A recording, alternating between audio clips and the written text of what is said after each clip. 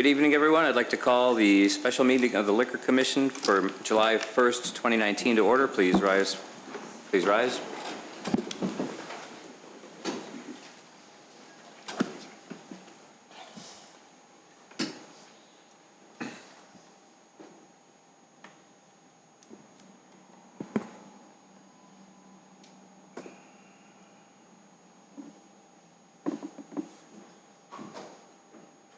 Honor, Hutton, up, forward, march.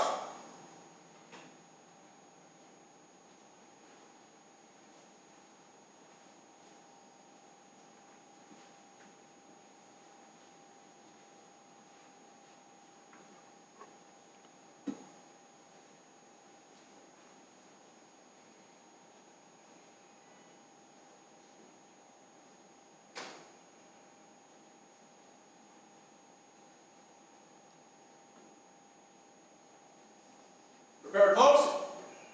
Post.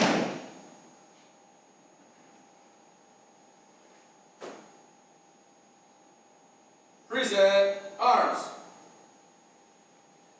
I pledge allegiance to the flag of the United States of America and to the republic for which it stands, one nation, under God, indivisible, with liberty and justice for all. Order. Arms. Left face. Forward. March.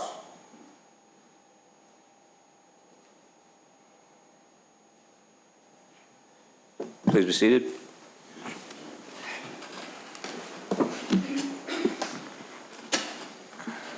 Roll call. Clerk Simpson, roll call, please. Commissioner Vito. Here. Commissioner Kruger. Present. Commissioner Lang. Here. Commissioner Raffato. Here. Commissioner Papantos. Present. Commissioner Vogel. Here. Chairperson Horker. Here.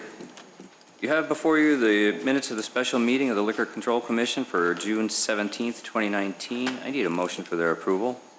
So moved. Second. Motion, Commissioner Lang. Second, Commissioner Raffato. Down that way. Roll call. Commissioner Vito. Yes. Commissioner Kruger. Yes. Commissioner Lang. Yes. Commissioner Raffato. Yes. Commissioner Papantos. Abstain. Oh, Mary. Sugar. I wasn't present at the meeting. Commissioner Vogel. Yes. Chairperson Horker. Yes.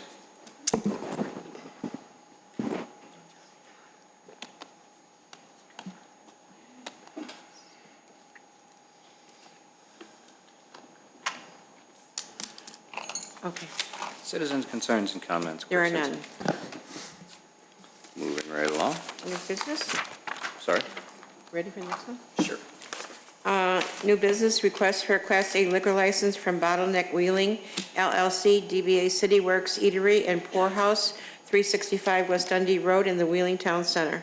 Mr. Spondilis. Thank you. As the title indicates, this is a request for a Class A restaurant license for CityWorks. CityWorks is part of the Wheeling Town Center, and we anticipate their opening in August. This is a restaurant with a full menu, offering approximately 90 craft beers on tap, seating for well over 75 interior seats, as well as substantial patio seating. The petitioner should be here this evening, and I can answer any questions should you have any. Want to come up to the questions from the board? Commissioner Papantos. When are you going to open? Currently, we have a target date of August 19th. Great, thank you. And for the record, Harlan Powell on behalf of Bottleworks. And where Or exactly are you Bottleneck, located? excuse me. I'm sorry? Where exactly is the restaurant located? The restaurant is located at 365 West Dundee Road. There you go. Advertisement. Oh, yeah. Please come and join us. Any other questions from the board? Make a motion to approve. Second. If I may, there are two conditions. The first being passage of an ordinance by the Board of Trustees authorizing the creation of a new Class A liquor license, and second, satisfactory background check results for all applicable individuals. As amended, acceptable? As amended. Mr. I'll second. Commissioner Vogel, I believe Commissioner Papantos already seconded. Okay. And Commissioner Papantos? Yes. Okay, Commissioner Vito? Yes. Commissioner Kruger? Yes. Commissioner Lang? Yes. Commissioner Raffato? Yes. Commissioner Papantos? Yes. Commissioner Vogel? Yes. Chairperson Horker? Yes, welcome. Thank you very much. I need a motion to adjourn from the Liquor Commission hearing. So moved. Second. Motion, Commissioner Vogel, second, Commissioner Kruger, all in favor? Who's Aye. that one? Who said- Vogel, Kruger. Okay. I'd like to call to order the regular meeting of the Village Board for July 1st, 2019. You ready to go? I'm ready. Roll call, please. Trustee Vito? Here. Trustee Kruger? Present. Trustee Lang? Here. Trustee Raffato? Here. Trustee Papantos? Present. Trustee Vogel? Here. President Horker? Here, you have before you the minutes of the meeting for June 17th, 2019. I need a motion for their approval. So moved. Second. Motion, Trustee Raffato, second, Trustee Vogel. Roll call, please. Trustee Vito? Yes. Trustee Kruger? Yes. Trustee Lang? Yes. Trustee Raffato? Yes. Trustee Papantos? Abstain. Trustee Vogel? Yes. President Horker? Yes. Any changes to the agenda? There are no changes this evening. Excellent. See, okay. Clerk Simpson. What's next?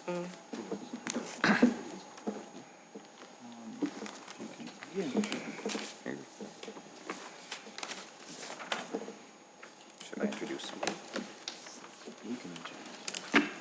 Chief Dunn, you want to introduce our newest deputy chief? Or soon-to-be It would newest? be my pleasure. Would Commander Licari step up here, please?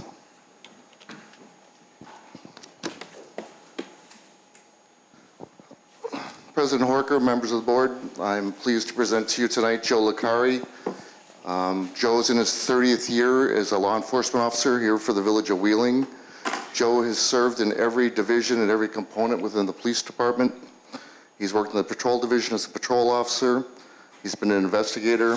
He's been a sergeant in the patrol division, a sergeant in the investigative division, a commander in the patrol division, a commander in the investigative division, a commander in the staff division, and now tonight we will proudly promote him to Deputy Chief of Police.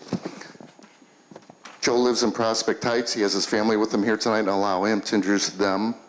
Joe has a degree from Loyola University, and I'm very proud that Joe's joining us at this level.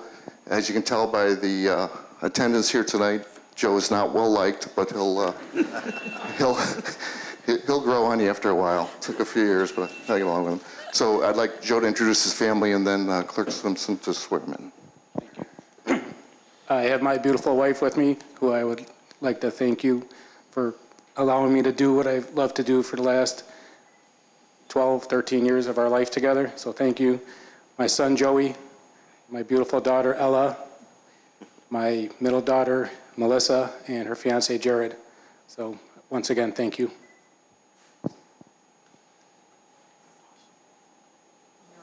Got to go all the way up there. Thank you.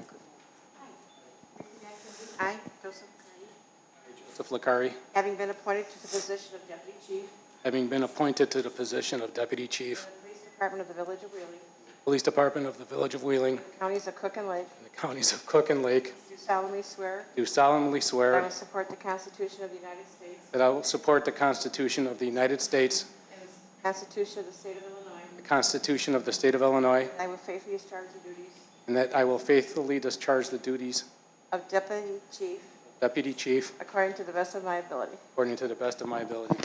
Congratulations.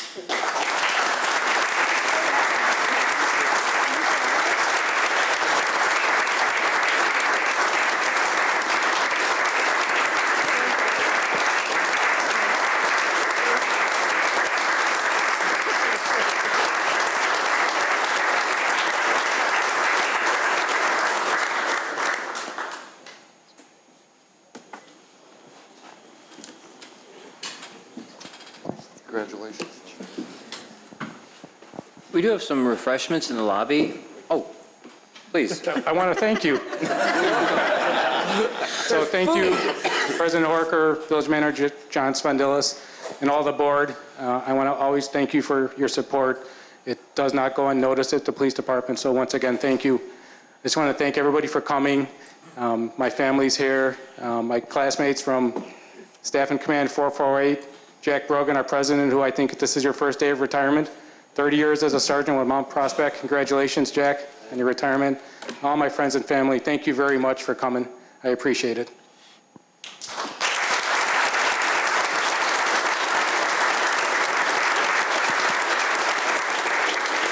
President Horker and members of the board, thank you again for your support of the police department. I tell all the new officers when we swear them in at the swearing in that in this community we enjoy the support of not only the residents but our elected officials, and for that I thank you and they thank you. Thank you, and I do mention this periodically, and I do sincerely mean it. I would like to thank your family for sharing you with us. I mean, people, law enforcement, it's not intended to be 24/7, but you guys are always on call, and we are aware of it. And so, you know, thank you for your service, but also thank your family for sharing.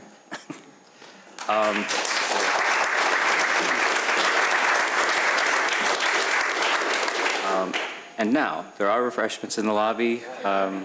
We'll take about a 15-minute break. We'll come back at about, 5 to 7? Motion to recess? So moved. Motion, Second. Trustee Kruger, second Trustee Papantos. Recess. All in favor? All in favor? Aye. There we go.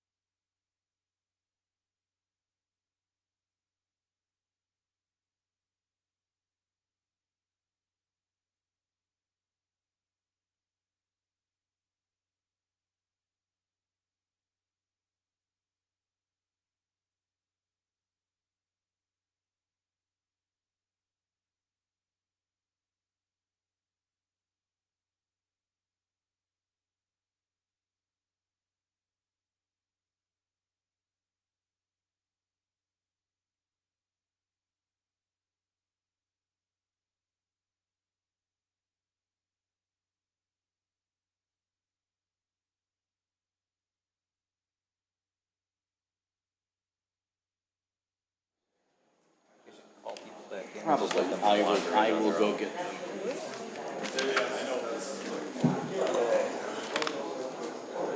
I'm sorry, I'm just placing that there.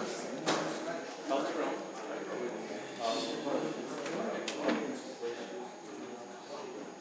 get them.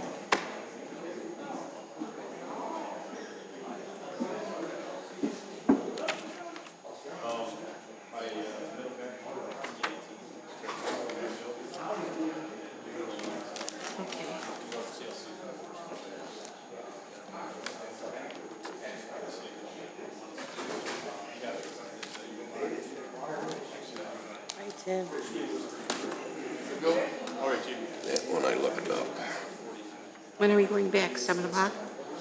then I knew what was in the budget. Then I saw it. Oh, no, we're supposed to be back on the, let's do it. We're still missing,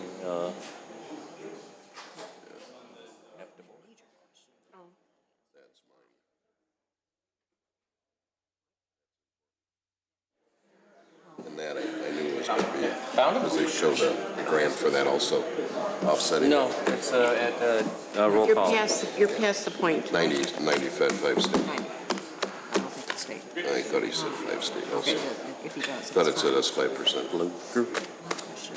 Good evening, everyone. I would like to call the regular session of the Village Board back into session. Need a motion to reconvene? So moved. Second. Motion trustee Vogel, second trustee Rufato. Roll call. Trustee Vito? Yes. Trustee Kruger? Yes. Trustee Lang? Yes. Trustee Papantos? Yes. Trustee Vogel? Yes. President Harker? Yes. Citizens' comments and concerns. Clerk Simpson? Members of the public may address the board with comments regarding only those items that are relevant to village business. No citizen shall speak for more than 5 minutes without consent of the board. Members of the general public who wish to address the board must sign the request to speak form prior to the commencement of the public meeting. Mr. Neff? Just as a reminder, this is a time for citizens to make their comments and express concerns. For the board to listen, neither the board nor staff will be required to answer questions. Good evening, Mr. Neff. Hey, good evening, everybody. Happy July.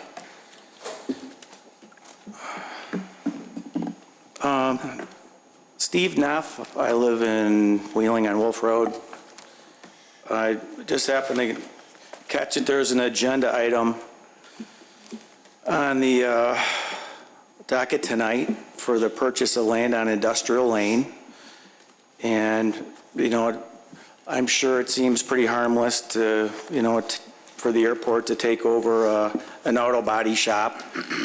However, I just want to make sure everybody is aware of that, you know, the airport, when it usually takes land, entities that were paying in the taxing districts would now become tax exempt. So this one is going to take out $32,000 from the taxing bodies, and they already took the one across the street, which is DuraPay, which was $206. I think that one was closer to $47,000. So, you know, correct me if I'm wrong, but, you know, I'm getting my tax bill this time of year, and I'd like to see every effort possible to keep it low. And this is kind of working in the other direction. And I'm also, you know, wondering, as the master plan lays out, if the new airport layout plan is also going to show, you know, taxiways that are going to, you know, roll down Industrial Lane and actually take out more properties. So I think that would be something to pay attention as well. So just wanted to relay that information that, you know, there's maybe unintended consequences when they expand. Thank you. Thank you, Mr. Neff. There are no others. Oh. Thank you. Staff reports. Chief Dunn. We have new laws. We have new laws. The most important new law, I think, well, the governor may say all laws are important. This one, I think, affects everybody the most, and that's the hands-free cell phone use. Just a reminder that effective today, if you use your cell phone in the car, if it's in your hand, it is now a moving violation. Prior to today, we had the opportunity, we would write you what we call a C ticket, which is more or less a village citation, which is similar to like a parking ticket where you just pay a fine. we no longer have that option. It is now a moving violation similar to speeding or running a red light. So you have to go hands-free, has to be in the cradle. You can push a button to answer a phone, you can push a button to start your directions, but you can't have it in your hands at all once you're underway, not at a stoplight, not at a stop sign, not at any point. So please keep that in mind. How does that work with the radio when you're doing the, You're allowed to change the controls in your car. Oh. That's fine. But it's the same thing, if you're using your music through your cell phone, you know, at an opportune time, you can push a button, but you can't have it in your hands, you can't scroll through anything. You have to start out at the beginning with it. You can't, it hit the face? plan ahead, get your music lined up, hit the button once. Oh, like the days of cassettes, okay. Some people remember. That works. Consent agenda, Clerk Simpson. Thank you, Chief. Consent agenda. All items listed on the consent agenda are considered to be routine by the village board and will be enacted by one motion. There will be no separate discussion of these items unless a board member or citizen so requests, in which event the event item will be removed from the general order of business and considered after all other agenda items. 11A, resolution authorizing the acceptance of an Illinois Criminal Justice Information Authority Victims of Crime Act grant award for the continuation and renewal of the Victim Service Coordinator position. 11B, ordinance amending Chapter 4.32 of the Village of Wheeling's Municipal Code, alcoholic liquor dealers, specifically Section 4.32.085, to increase the authorized number of Class A liquor licenses. Any questions, comments from the board or the audience? If there are none, I need a motion to approve. So moved. Second. Motion, Trustee Vogel, second, Trustee Lang. Roll call. Otto. Or Rufato? I Rufato? gotta put you guys on opposite sides or something. Okay. Trustee Vito? Yes. Trustee Kruger? Yes. Trustee Lang? Yes. Trustee Rufato? Yes. Trustee Papantos? Yes. Trustee Vogel? Yes. President Horker? Yes. New business. Oh, we have to, Item 13A, public hearing regarding request for Cook County Class 6B real estate tax assessment from AR Alderman LLC, Old World Granite, 250 Alderman Avenue. so walk me through this. We have to call the meeting to order. Call the public. Open the public hearing. Open the public hearing for comments on the 250 Alderman Avenue site. Yes. You could have the petitioner introduce it as well, Ah, if they're here. petitioners? Hi, so my name is Mark Rogers from Liston and Centillus. I represent Old World Granite. This is Andre. He's expanding his business. They do granite countertops. He's moving from a 5,000 square foot area to this new, I believe it's about 15,000 square feet. It's been vacant since April of 2018. They're looking to get in here, occupy it. And it's an ideal area for them. It's got triple catch drains already. The ceiling heights are perfect. It's got mezzanine space for storage. So hold on, before you get into the whole thing, we're going to open the public hearing. No, I would let him finish. Oh, okay, go ahead. And then ask for comments from the public, and then you can ask for All a right. motion to close the public hearing. and that's about it. I mean, very excited to move to Wheeling and expand his business. Okay. Are there any comments from the public relative to the 6B? If there are no comments from the public, I would like a motion. Do I need a motion? Yes. Motion to close the public hearing. So moved. Second. Motion, Trustee Papantos, second, Trustee Vogel. Roll call. Trustee Vito? Yes. Trustee Kruger? Yes. Trustee Lang? Yes. Trustee Rufato? Yes. Trustee Papantos? Yes. Trustee Vogel? Yes. President Horker? Yes. Now we'll introduce the motion in earnest. Should you Oh, beat it? stay right there. You don't have to go anywhere. Okay. 13. Yes. Go ahead. 13B, resolution consenting to Cook County Class 6B real estate tax assessment classification for the property located at 250 Alderman Avenue in the Village of Wheeling, Illinois. Mr. Malenefi, you want to tell us what we've got? Good evening. Thank you, President Horker. An application for a Class 6B real estate property tax classification was submitted by A.R. Alderman, the applicant. They plan to purchase and rehabilitate the vacant industrial building at 250 Alderman Avenue in Wheeling and occupy the facility with a related entity, Old World Granite, the occupant. They will use the property for fabrication of countertops, storage of materials and slabs, and a future showroom for its products. If approved, they would substantially rehabilitate and lease the subject property to the related entity, Old World Granite, and they plan to add a future showroom to the property. It's about a 41-year-old property, about 15,400 square feet, situated on an approximately 72,000 square foot lot. They'd move their existing 5,000 square foot facility located in Addison, Illinois. They would undertake painting and remodeling of the office and industrial space and plan the future showroom to merchandise their inventory of marble countertops and accessories. The property's been run 100% vacant and unused since April 2018. They currently have 6 employees, 1 owner and 5 subcontractors.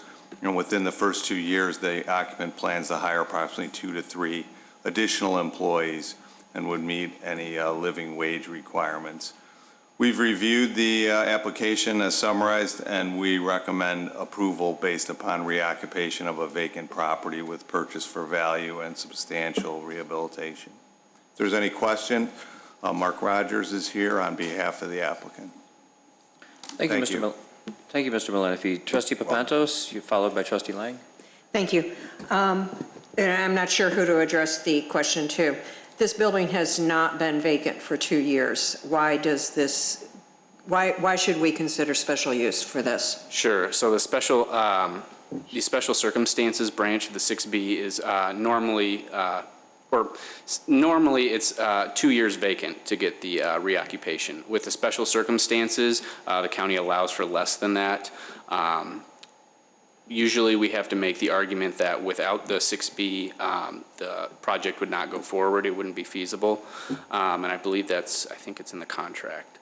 But also the building itself is kind of a special building. It's got triple catch drains that are in the storage room, I believe, which is different than a lot of industrial buildings, but it works perfectly for Old World Granite. It's got kind of 2 elevations on the building. It's got a 12-foot ceiling and a 26-foot ceiling, which doesn't work for all industrial users, but it works perfect here. There's mezzanine space, so he can move his storage. There's room to expand. There's room for the showroom. So these are kind of just a couple special circumstances for why we should we're requesting the 6B. So are you basically saying that this building would not be used by anybody else, and that's what the special circumstance is? Yes, so that's part of it. Okay. And what is the delay for the showroom? Why not do the showroom immediately? So we have to actually get in there, get occupied up, see how much room we're going to use for storage, what the mezzanine space is going to be used for. So we want to get in, kind of figure out, get our boots on the ground, and then we're going to see the possibility of getting the showroom later. So we just don't want to jump in immediately and put in a showroom before, even if we don't have any presence in the area yet, we'd like to get up and running before we put in the showroom. So what would be the time frame on the showroom? I think it would be maybe in a few years, maybe a year or 2 years. I mean, it seems like a long time to get up and running and to make that determination for me. Can I? Certainly. Please come to the podium. People need to hear you, so. Hi, my name is Natalia. Thank you. In order to create a showroom, you do have to also come up with a design, right? Because he's got to move into the space. He's got to understand where his materials will lay, but then also to create a showroom, he's got to actually physically design the showroom. So there have to be plans that have to be submitted. He's got to organize it. So in order for him to get in there, understand how he will work, and then understand how to organize the showroom properly. It's a little bit harder to do that before actually sitting in the space and working. Okay. And I think my only other question would be, you're going to store material in a mezzanine. will a mezzanine hold that weight? So this was just kind of something extra. They're samples. Oh, okay. They're about this big. I got a little worried. Not the full story of this countertops, I apologize. I kind of wondered. I'm not an expert on this, but I thought, It's a nice additional storage place where you can put some of the samples and stuff. Okay. And what renovations will you be doing immediately to move in? There's not a whole lot that needs to be done right away. If anything needs to be done, it'll probably be the office space, possibly some painting, some minor renovations. But as I see it, I think it's pretty well, it's pretty finished right now. And I think there's not a whole lot to do immediately. But if there is any painting, office work that needs to be done, that would be the first thing that would be done.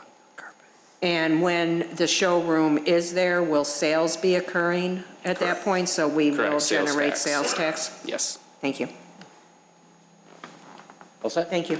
Thank you, Trustee Papantos. Trustee Lang, you had some questions? Not anymore, she got all of them. Oh. Okay. Trustee Rufato? Is all of the granite going to be stored inside? Will there be outdoor storage for this? I know we're probably getting a little bit more deep into the woods than need be, but is it all going to be inside? Because I've seen various granite companies that have it outdoor and indoor combination.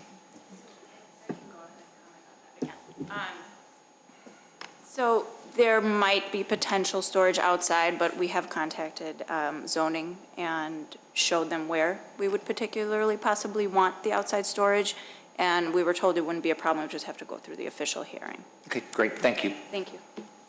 Thank you, Trustee Rufato. Any other questions or comments? That being the case, need a motion to approve. So moved. Motion, Trustee Vogel. Second. Second, Trustee Rufato. Roll call, please. Trustee Vito? Yes. Trustee Krueger? Yes. Trustee Lang? Yes. Trustee Rufato? Yes. Trustee Papantos? Yes. Trustee Vogel? Yes. President Horker? Yes. Congratulations. Thank you very much. C. Item C, public hearing regarding Class 6B for Vyan Real Estate Holdings Incorporated, 2130 Foster Avenue. Representative from petitioner. Need a motion to open. This is a public hearing for the public to make comments regarding the request of a 6B property tax exemption for 2130 Foster Avenue. A public hearing notice was published in the Daily Herald. Each member of the public shall have 5 minutes to make their comments during this time. Staff and the board will not answer the questions. Comments should not be repetitive or argumentative. Are there any? Oh, wait. You need to Comments. open it. I need to open it before I read it. Keep me in line. Why? Hit me. I'm not on TV. Okay, go ahead. Okay. So, please introduce yourself and introduce your item. Sure. Good evening, trustees. My name's Melissa Whitley. I'm an attorney at Elliott & Associates, and I am here on behalf of our client, Vyan Real Estate Holdings Incorporated. We are requesting that the village pass a resolution in support of a Class 6B tax incentive for the property at 2130 Foster Avenue. The occupant of the property will be Access Online Incorporated. They currently own an industrial building at 143 Wheeling Road in Wheeling, Illinois, and they would very much like to stay in Wheeling. But they're in need of purchasing a property that's larger than the building they're currently in. So they are looking to relocate so that they can start a new line of products. And so we're requesting a Class 6B resolution at this time. Are there any comments from the public relative to the 2130 Foster Avenue proposed 6B? If there are no questions or comments, I need a motion to close the public hearing. So moved. Second. Motion, Trustee Rufato, second, Trustee Papantos. Roll call, please. Trustee Vito? Yes. Trustee Krueger? Yes. Trustee Lang? Yes. Trustee Rufato? Yes. Trustee Papantos? Yes. Trustee Vogel? Yes. President Horker? Yes, Mr. Malenefi. Thank you, President Horker. As you just heard, an application for a 6B property tax classification has been submitted by Vyan Real Estate Holdings, Inc., the applicant, which plans to purchase, remodel, and then lease the vacant industrial property at 2130 Foster Avenue. To Access Online Incorporated, the occupant will use the property for warehousing products for their product dealers and also for limited manufacturing, packaging, warehousing, and distribution. If approved, the applicant will acquire, remodel, and lease the subject property to Online Incorporated. For occupancy, they plan to renovate and remodel the interior to meet the occupant's specific needs. They will use the property for warehousing products for their product dealers, including Creston, QSC, and Mitel equipment. They're also manufacture, package, warehouse, and distribution a device with its partner, Genix.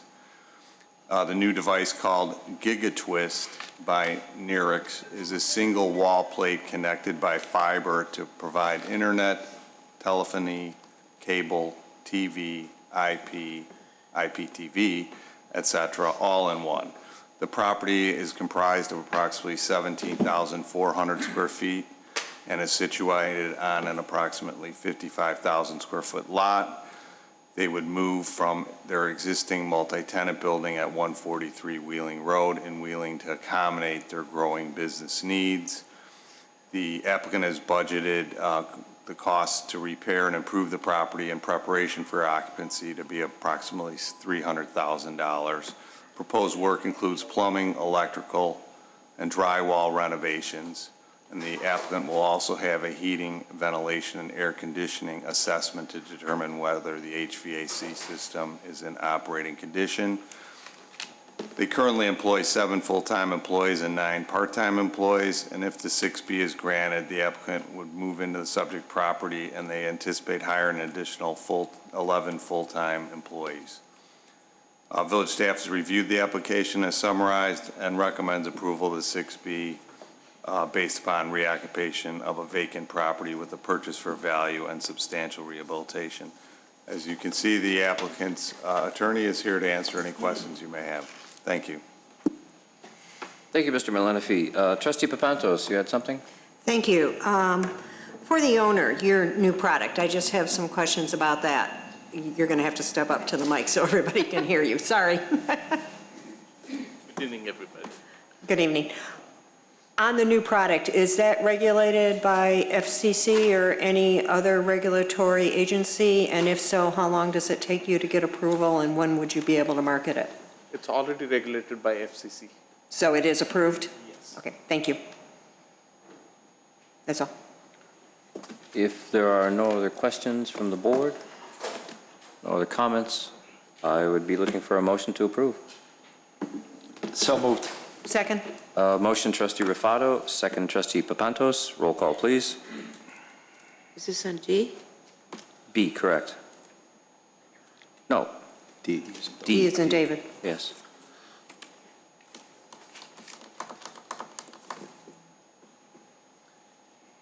Is Rufato and who? Who seconded? Vogel. No, Papantos. Ventus. Okay. Trustee Vito? Yes. Trustee Krueger? This has changed. Yes. Trustee Lang? Yes. Trustee Rufato? Yes. Trustee Papantos? Yes. Trustee Vogel? Yes. President Harker? Yes, welcome to the village. Thank you. Thank you.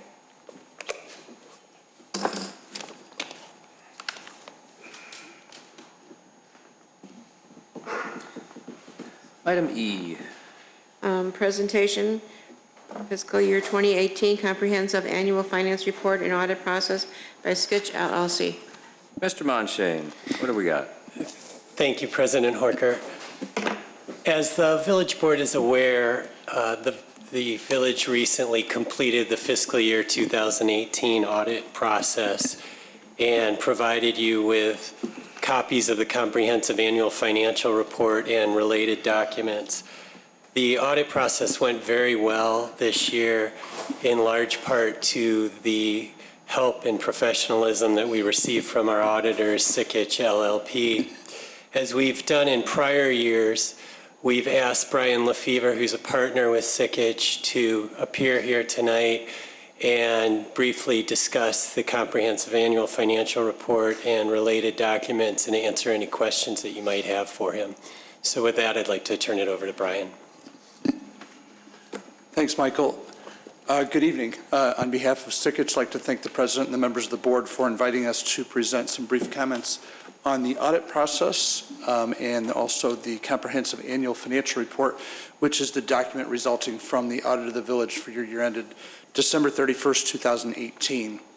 The audit process itself lasts close to 6 months and includes input from all departments and you, the village board, to help us focus our audit procedures on the areas of highest risk. Within the document itself, the comprehensive annual financial report includes 3 sections: an introductory section, a financial section, and a statistical section. The minimum requirements of Illinois compiled statutes for an audit of the village is all contained within the financial section. That would be an annual financial report.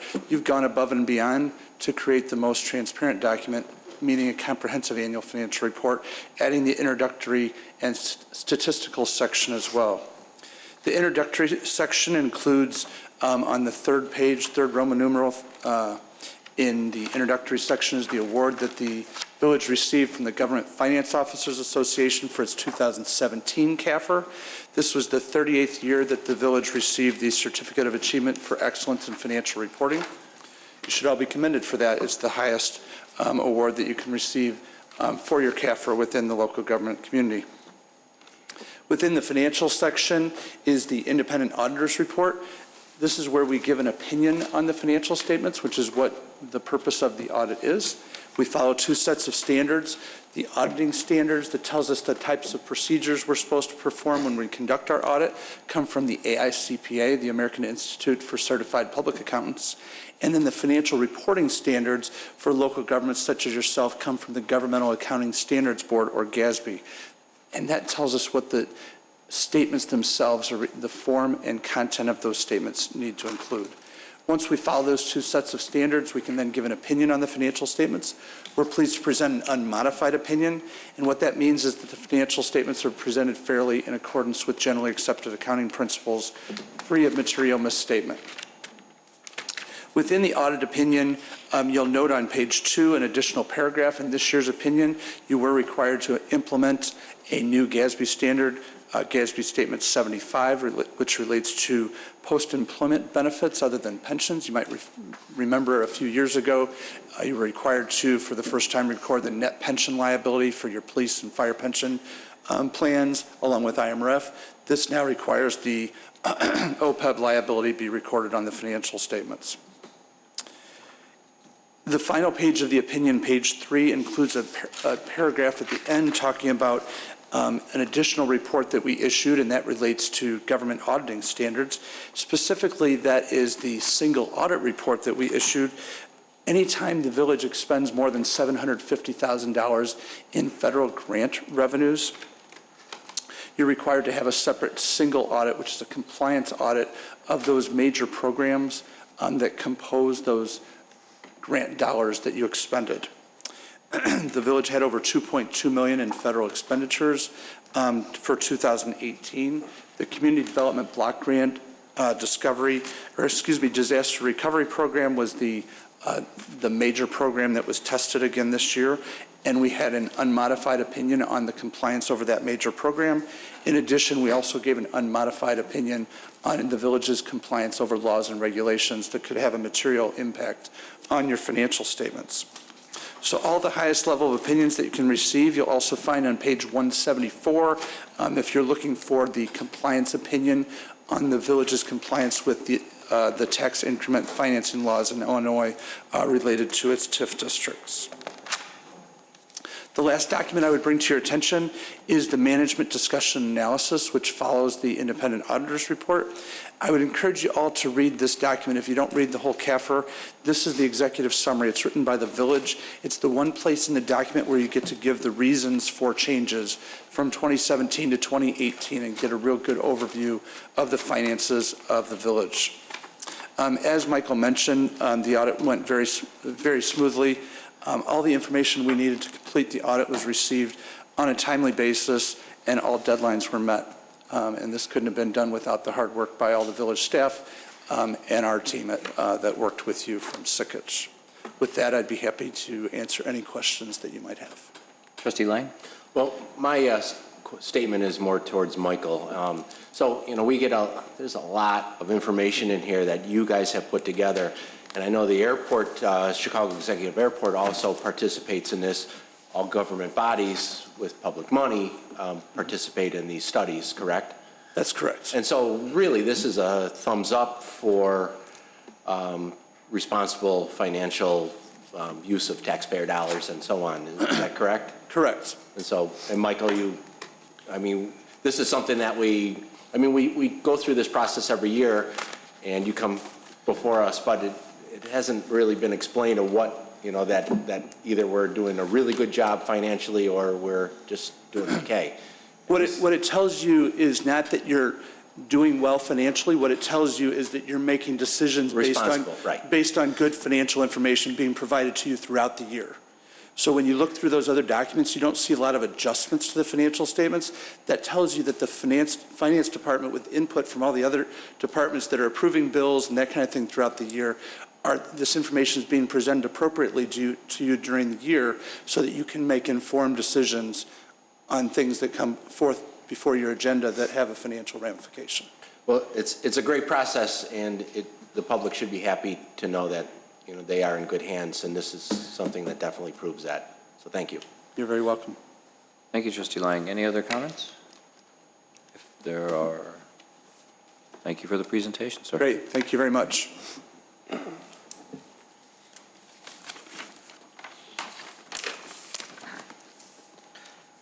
F. Item F, resolution approving and authorizing the execution of the real estate contract for Chicago Executive Airport's purchase of 201 Industrial Lane and authorizing the execution of such other documents as necessary to close on this purchase. Mr. Harris. Good evening, Mr. President. Questions from the board? No? Right. Trustee Papantos. Hi. Good evening, Mr. Harris. Chairman Harris, thank you. We're about to purchase property, and we heard Mr. Neff make some statements, and I have a couple questions, but just to clear the air, the tenants who are in the building are going to stay in the building? That is correct. That's our intention, yes. Okay, so what would that do to the tax base? Everything would remain as status quo as it is right now. So property taxes will still be collected as long as there is a tenant in that building, is that correct? Okay. And just so we know that, because it is an important question and it does affect all of us. Where are the funds to buy this building coming from, and more importantly, why are we buying the building? Yeah, so I mean, we at the airport are thrilled to have this opportunity. A chance to acquire a piece of land directly bordering the airfield while continuing to get the revenue into Wheeling. The money, this project has been done responsibly. This money was appropriated in the FY20 budget that was approved by both municipalities in May of this year. And that's been accounted for and is earmarked for this purchase. Okay, but why are we buying it? Well, I mean, there's a lot of things I want to buy, but. Sure. I think there's a material difference when you can increase the borders of your organization, which we can do here.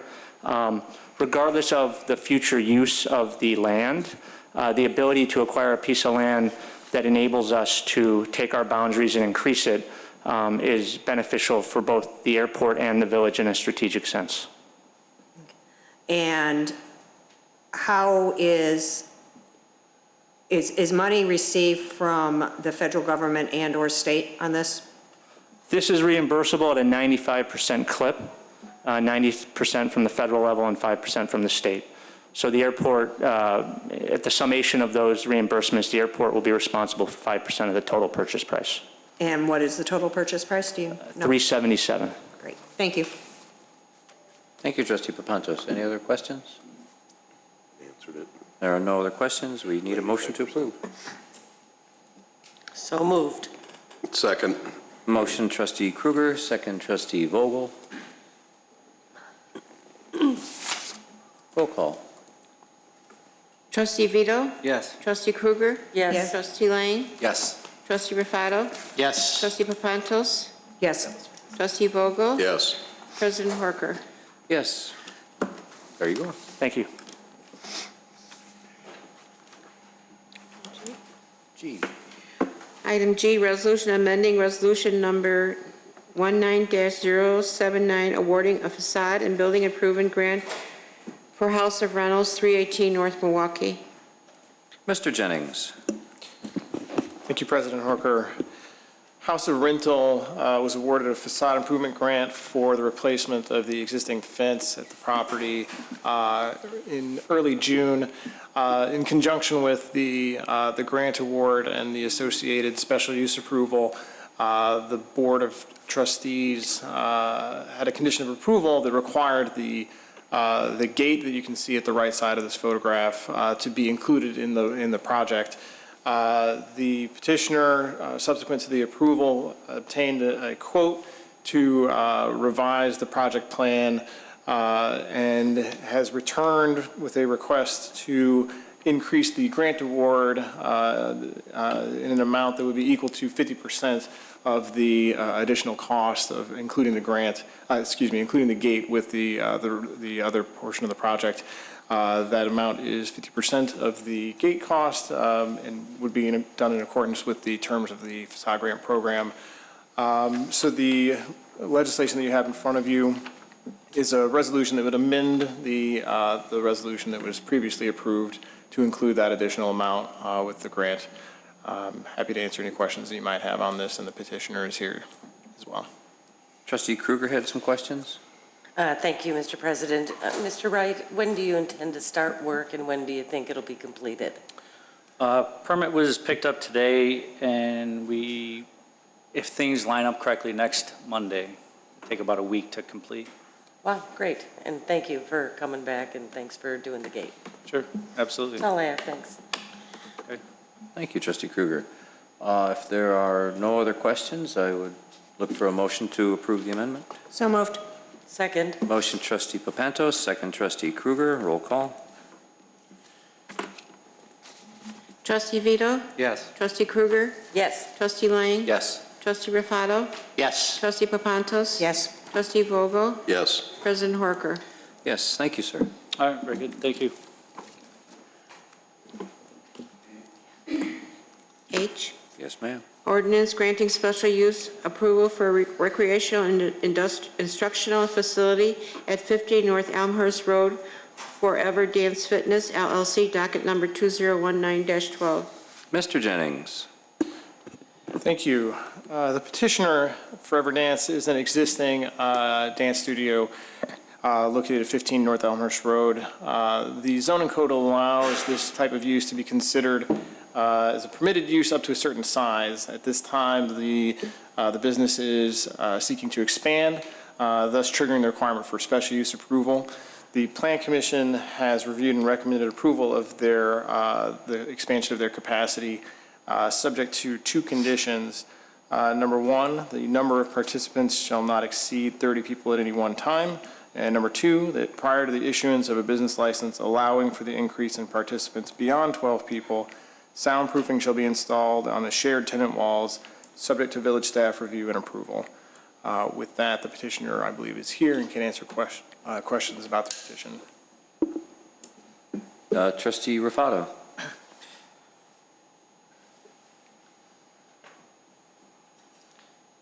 Hi there. Just one quick question. The soundproofing, what is your time frame for putting that up? We were told that from the last hearing that it will be for the next year when we put in for the new permits, that it had to be done if it was needed for that time. Right now, what we're working on, we did talk to the owner, the hair salon, that had been bothered by the noise. And so we're switching to a different system speakers, smaller speakers from the ceiling, so that it's not bothering anyone. And the noise is lowered with an amplifier by us that were in charge in the back. And so we're not making a lot more noise and more complaints. So that's what we're working on right now. So you're not going to put any sound? From what I was told, I was updated, was that it was going to be decided for the next permit request. I'm not sure. Mr. Jennings, you want to? So in order to, so basically they have a business license that treats them as a permitted use right now. So in conjunction with the special use, they would have their business license updated to reflect the increase in capacity. And that would be the time that we would make observations of the installation of the panel. We do an inspection, a walkthrough for business licensing. In this case, the purpose of that walkthrough would be related to confirming any conditions of the special use. So the point So in English that means? I'm sorry, go ahead. No, in English that means when? The point of confirmation would be the point at which they expand. So if they don't intend on expanding right away, it wouldn't be triggered. If they do intend on expanding beyond 12 people, it would be triggered. Okay. Okay. That's a bit different than what I just heard. I don't think there was any intention on the petitioner's part to even upgrade that because they have a new sound system. So I'm confused. Well, we were trying to expand to the 30 people, but I wasn't aware that it was going to be triggered for the walls.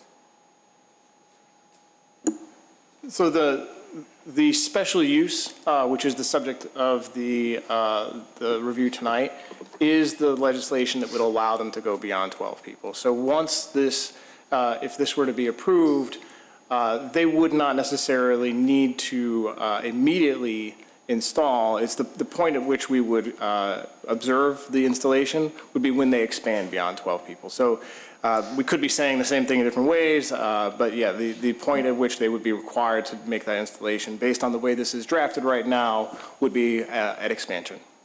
Okay, thank you. Do you understand? I don't understand. Okay.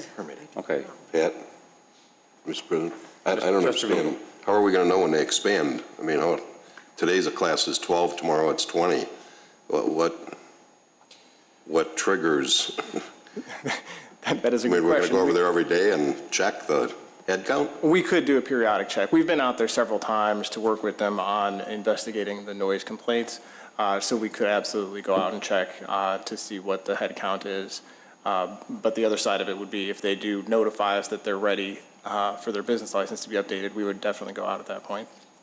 Okay, and so until they notify us that they're ready, we're not updating the business license to allow 30. That's correct. And once they do that, we're going to insist on having the soundproofing done. The way it is drafted right now, yes, that is how it would be triggered. That I understand. Thank you. Any other questions? Trustee Papantos. Okay. I think we understand. My concern is, you know that if you add additional people to your classes, your business license only allows you to have 12 participants right now. You need a new business license. To get that new business license, the soundproofing has to be there. I just have one question. When is the new business license required? That's a Mr. Jennings question. So when you get your special use approval, the code allows you quite a bit of time actually to implement it. So at this point, you have a year to implement the changes. If you want to keep 12 people for a year and explore your options for soundproofing, that would be fine. You would have, by the code, some considerable time to initiate that. So if I was if we got approved for the 30 people, we would immediately have to put up the soundproof? If you get approved for the 30 people, you have a year to finish the work associated with the special use approval. But when can they have 30 people in there? When they finish the work. So you understand, Yes. you can't put those 30 people in until there's some soundproofing. I want to make sure we're all understanding this. How loud is the music that the neighbors are hearing it? That was my only thought as I read this. There's one small speaker, and I guess the management before us miscommunicated with the owner and just didn't resolve the issue. It's a small speaker, it's not loud, it's just the bass that bothers the neighbor. So that's the reason why we wanted to see if there was an option for us, instead of doing the soundproofing, to switch to smaller speakers and control the volume for the next time that we're there. So how would we judge that, Mr. Jennings? It would have to be done in a field inspection. If the board is willing to consider either or, the installation of a new sound system as an acceptable solution for the same observed problem, we would have to observe that that has in fact resolved the issue, which would require a field visit. Do we need to change the conditions then? If the board is in favor of allowing an either-or situation, I would recommend it, actually, just so it's clear what the expectation is, that if the new sound system does not in fact resolve the issue, they would still have to install the soundproofing. So a condition that would be something in the neighborhood of an amended sound system could be acceptable? As an acceptable alternative, but we would have to verify that it has worked. Right. To resolve the complaint. Might be getting ahead of ourselves. I'd like to poll the board to see if anybody's interested in allowing an extra option. Trustee Rufato? I would be, yes. Trustee Kruger? Extra option, yes. Trustee Kruger? Yeah, I'll trust the field inspection. Trustee Lang? Same, yes. Trustee DeVito? Yes. Trustee Papantos? Yes. Trustee Vogel? Yes. I'm fine with it as well. Then maybe we should ask the legal person what the language should be. So you're looking for an extra option to allow what exactly? A potential option for an alternate sound system could be approved if it satisfies.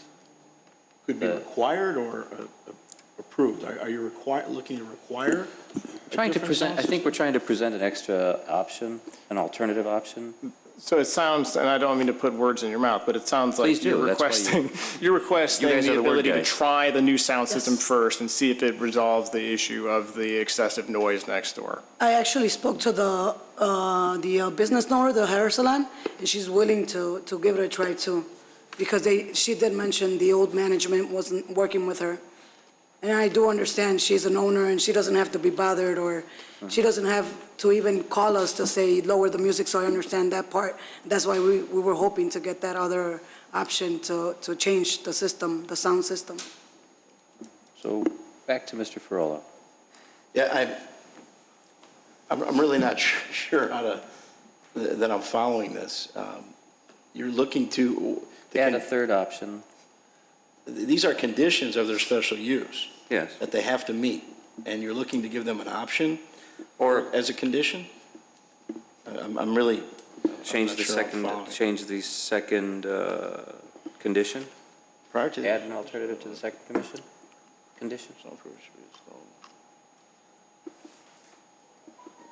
Or maybe that's it. Okay, the second condition can have the additional language or an additional option for a revised sound system may be installed at the discretion of the village, something along those lines? Upon successful field inspection. Louder, Trustee Kruger. Upon successful field inspection. Could be acceptable as an alternative. I got you. Prior to the issuance of a business license allowing the increase in participants beyond 12 people, alternative sound system may be installed and accepted as long as it passes a field inspection. If approved by a field inspection. If approved by the village. I think you want to leave Otherwise, soundproofing. soundproofing must go in. Yeah. It's not really an option as it is. You can give that a try, but the soundproofing is still the end-all, be-all. I think that's it. So you leave it as written, number 2, yes, and add the following words, or an alternative sound system may be installed if acceptable to the village staff upon field inspection. And the tenant, the neighboring tenant? I would think the field inspection would include the neighboring tenant. Interview of the neighboring tenants. Okay. So I think that's it. Revise condition 2 to add the or Can you say the order one more time so that when we type this all up nice and neat, it's very clear? So condition 2 will read as follows. Prior to the issuance of a business license allowing for the increase in participants beyond 12 people, soundproofing shall be installed on the shared tenant walls, subject to village staff review and approval, or an alternative sound system may be installed, subject to village staff review and approval. That would be the revised condition. Gives you the opportunity to try to make it work. Just a nod of heads from the board. Sound good, Mr. Rafato? Yes. Kruger? Yep. Lang? Vito? Yeah, but my question, I have a question to Andrew. What's the field test standard? Are you doing a decibel level? Well, we do two things. It would be the decibel level. Measured from where? We would do it from inside the unit and outside the unit, gain access to the adjacent business. We took a baseline reading of the decibel level to try to get ahead of this.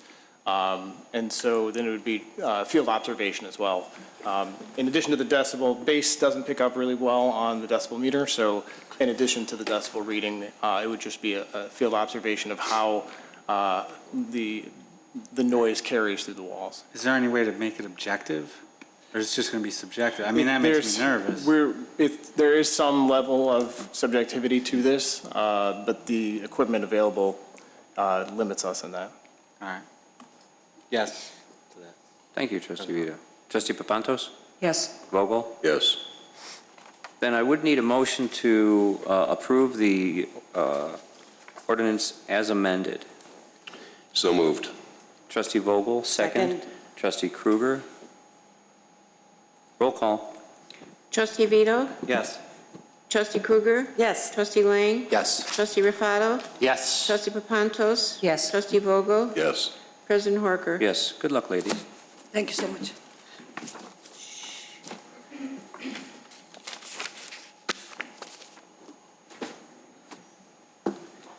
Items I through L, should we read all of them at once and then go one at a time? Please. Read them all? Okay. All at once, and then we'll do one at a time. All right.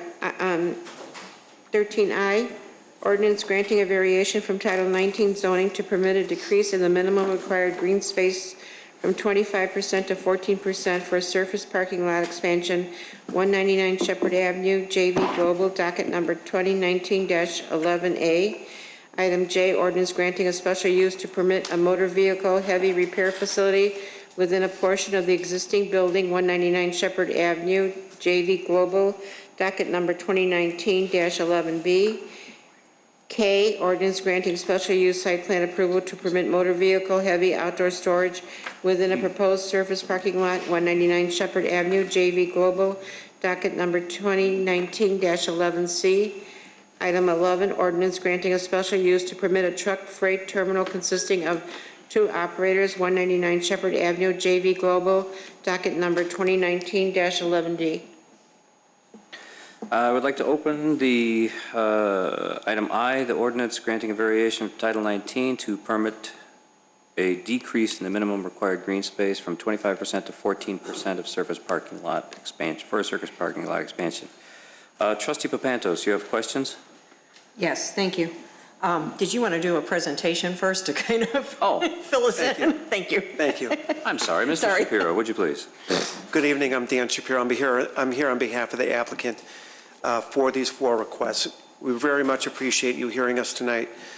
We were before the Plan Commission, as you know, on June 13th, and we're fortunate to get a positive recommendation on all 4 matters. There was some discussion in the Plan Commission, and I'm sure you read the minutes or maybe reviewed the tape. And what I'd like to do is just kind of go over some highlights, and maybe some of that will answer some questions. And then I'm here along with our team. We're happy to give you as much or a little presentation or answer questions as you wish. So just again, generally, there are 4 special use requests here for a 100,000 square foot building.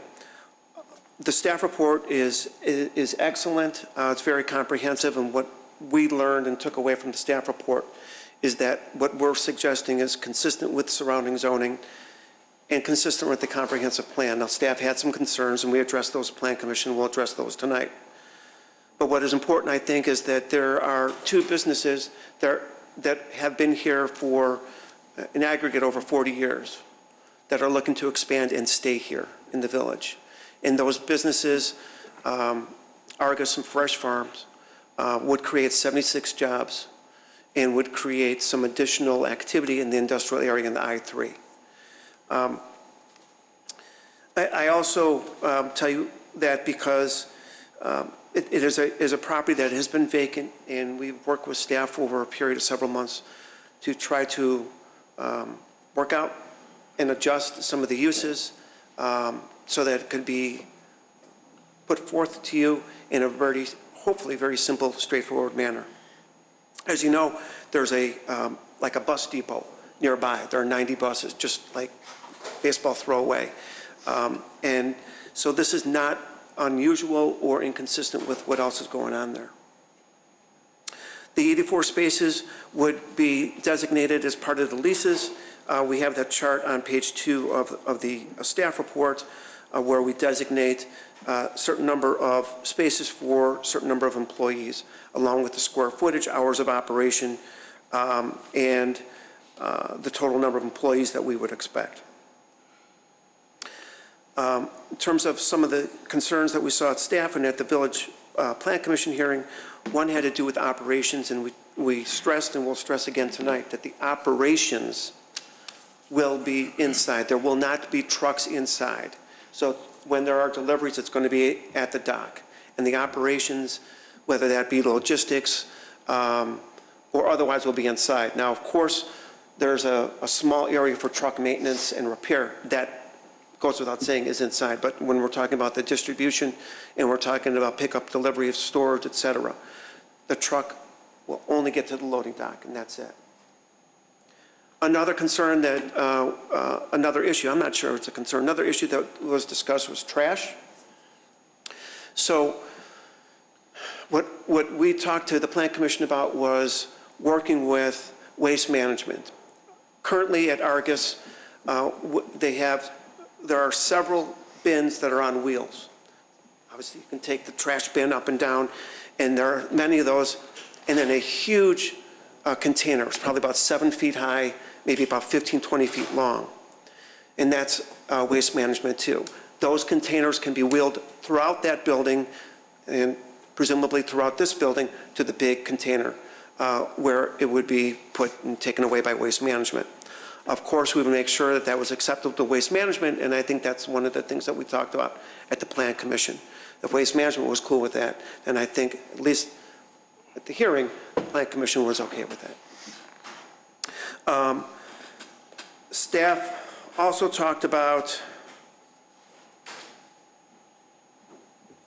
the suitability of the location for heavy motor vehicle. There are heavy motor vehicle repairs all over that area. I think, as I read the staff report, it had to do with enforcement, and so that led to another issue that we talked about and that you saw in the minutes or during the video. Every truck that's going to come in will be identified through different identifiers by the trucks, whether it's their serial number or their truck number and license plate. There are many different identifiers for trucks to come in, and they will come in either through I think I said a key card, but it could be like a garage opener device, through electronic gate. Those trucks are identified, they're recorded either on a computer or old school in a book.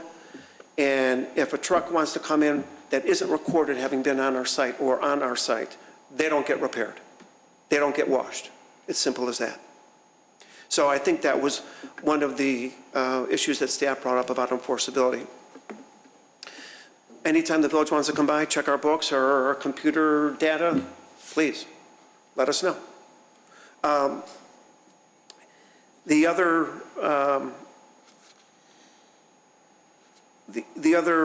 matter that we talked about was with regards to what I'll call the 16,000 square foot logistics space.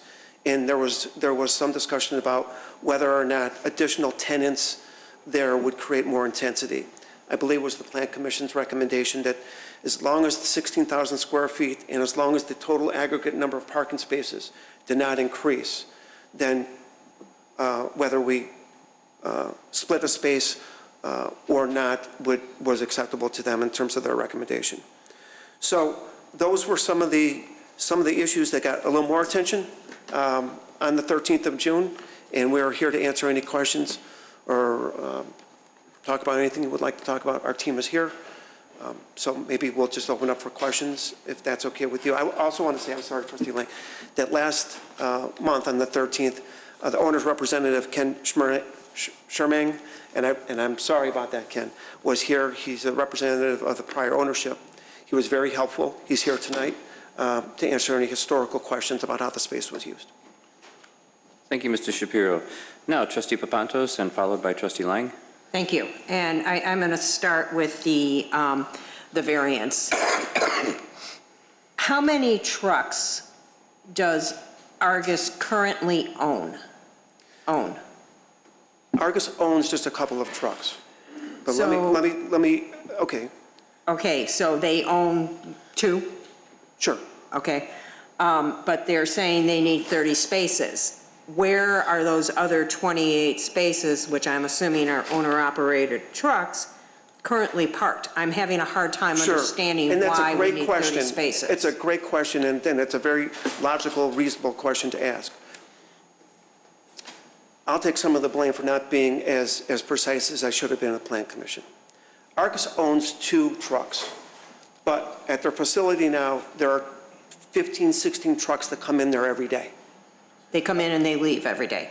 They come in, they leave, they could stay for a little bit, they could stay for a longer bit, but they have 15 trucks that come in. Do they stay overnight? I don't know, Jerry, do they? Jerry says no. Okay. That's Jerry Starr. So they have up to 15, 16 trucks that come in, similar with their downtown operation, 15, 16 trucks that come in. The thought is that there will be more trucks coming over to 199 Shepard, and because they're going to take trucks from downtown. It's just easier to transport stuff to 199 Shepard, I'll call that Wheeling 2, than downtown. So if you're going to pull some trucks from downtown, you have 15, 16, and then you maybe pull a half a dozen from downtown, you're going to have 22 trucks coming in and out of Shepard. Some may stay, some may not. Right now, they don't. But would they come at the same time? They may or may not. But they're going, that's just the I'm thing. having a hard time visualizing this. Yeah, just because it's the nature of the business, the business doesn't necessarily say, okay, everyone come here at 3 o'clock and unload. It's when those truckers are doing other stuff and they come by, one trucker may have an unload at 10 o'clock, another trucker may have a load or unload at 1 o'clock. So it really depends on their schedules. So I'm not trying to be evasive, but I'm trying to explain that it may or may not be where you have 6 or 16 trucks there at one point, or 26 trucks. The reason we ask for 30 is because of this very issue. It is to afford maximum flexibility. There could be trucks there, just depending on what their routes are. But right now, what we know is the model is, say, 15, 16 trucks at Jerry's place now, 15, 16 trucks downtown. We're going to be moving some trucks up here. So there is a little wiggle room, and that's for future expansion because that's what he wants to do. So I hope that satisfies your answer. It is not an easy thing because it took me a while for it to be explained to me, but that's why we said 30. And I'm going to ask the same question, how many trucks are owned by Fresh Farms? I don't know how much are owned, but it would be the same answer. Much of the Fresh Farms, do we have a Fresh Farm rep here? Much of the Fresh Farms deliveries will be on trucks that they don't necessarily own, but are coming in to drop off or pick up product at the cold storage. So in talking to Fresh Farms. Mr. Shapiro, I think there's a guy just itching to talk to you. Okay. I'll just finish the thought and then I'll pass it over to Ken, who might tell me otherwise. But in talking to Fresh Farms, we but we studied it and got to 19 spaces. Because, and excuse me if I'm wrong, but from what I listened to and figured out from the Plan Commission, Mr. Starr, you don't plan to close any of your operations. This is an additional operation. So those trucks are going to be at the other site in Wheeling and downtown, and the same with Fresh Farms. Wherever they keep these trucks right now, will still be. It is an expansion. That is an expansion. It's not like you're going to take 3 fresh farm trucks and plop them over here. There will be more movement, more expansion, and that's the whole nature of the request. But that's where I'm having a hard time with the total number and granting the variance then, that you need the variance for the green space, that not leaving the green space there. So, Ken, did you want to say something? I just want to mention. Mr. Sherman, you have to stand at the mic, sorry. As far as trucks coming in and out of that property, I just wanted to add to the fact that... I'm sorry, could you just state your name, because we're going to have somebody type this all up later, and Sure. we need to know who's who. Ken Sherman. There you go. The owner of the property at Skokie Valley Beverage, or 199 Shepard Avenue. At any given time, this being the busiest week of the year for the business we were in, which is a beer distributor, we would have, this week, I would say 40 to 50 semis on the street and another 30 to 40 bringing product into our warehouse, making deliveries. But it never caused any traffic problems. And it's more trucks than Mr. Shapiro brought up. I just wanted to mention that. My concern isn't the traffic problems. My concern is the size of the lot and the reduction of green space, the request for the variance. So, and that's what I'm getting. I can't, in my mind, picture why you need this size of a lot.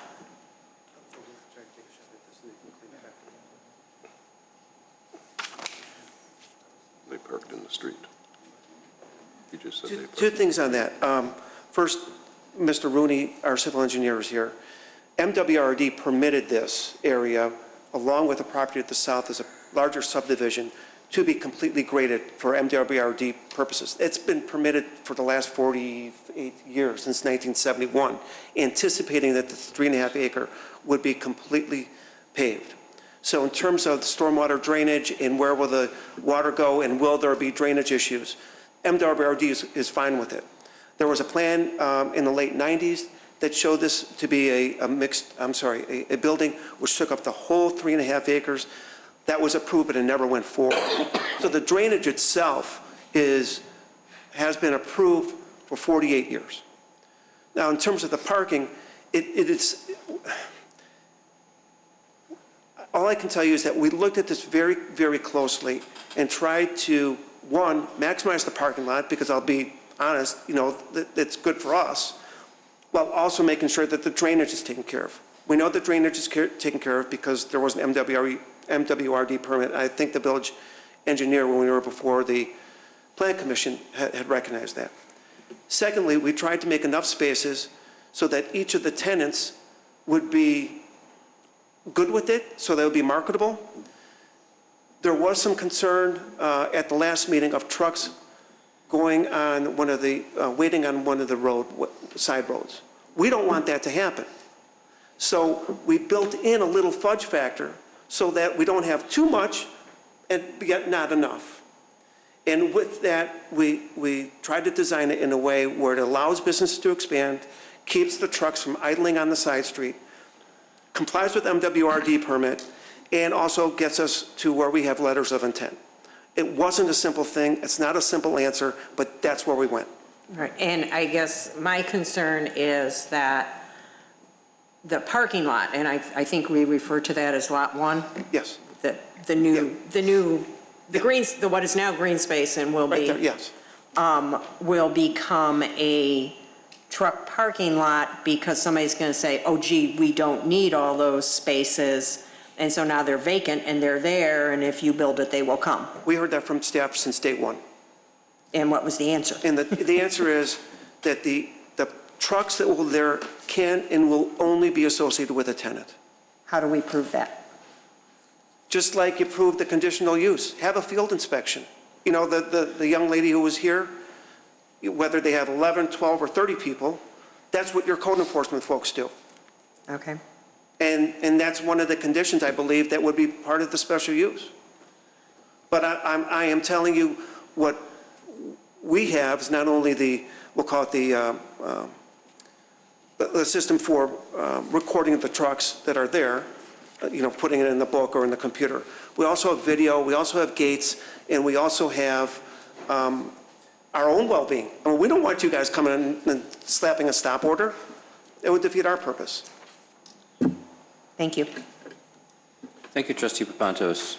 Trustee Lang and Trustee Kruger after. Thank you. So green space in an industrial park like that, to me, that's a vacant lot, more than green space, if you would. I don't really have too much problem with that being developed. I think a way of getting around it, and this is probably planned, but I didn't see it in the report, just to compensate for more landscaping, better screening, and so on. Is that planned for? There's a landscaping plan that was part of our proposal. There is a fence that was discussed, and at the gate, there's ornamental fence. We gave a cut sheet of that shortly after our meeting.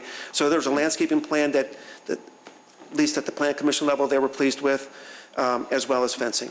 There was some fencing that was brought up by Chair Johnson, who was here tonight, and I think it was the consensus of the Plan Commission at that time to do the regular fencing as opposed to maybe the other type of fencing that he was considering. So the answer to your question is yes. And as for the maintenance portion of things, you're only maintaining trucks that are within the property? Associated with the tenants, that's right. So I mean, we have Pete's Perfection on Wheeling Road. I did that one. And that is would you say that would be more or less intense of a use than your? I couldn't answer that. I don't know. Okay. Andrew, would you be able to expound on that?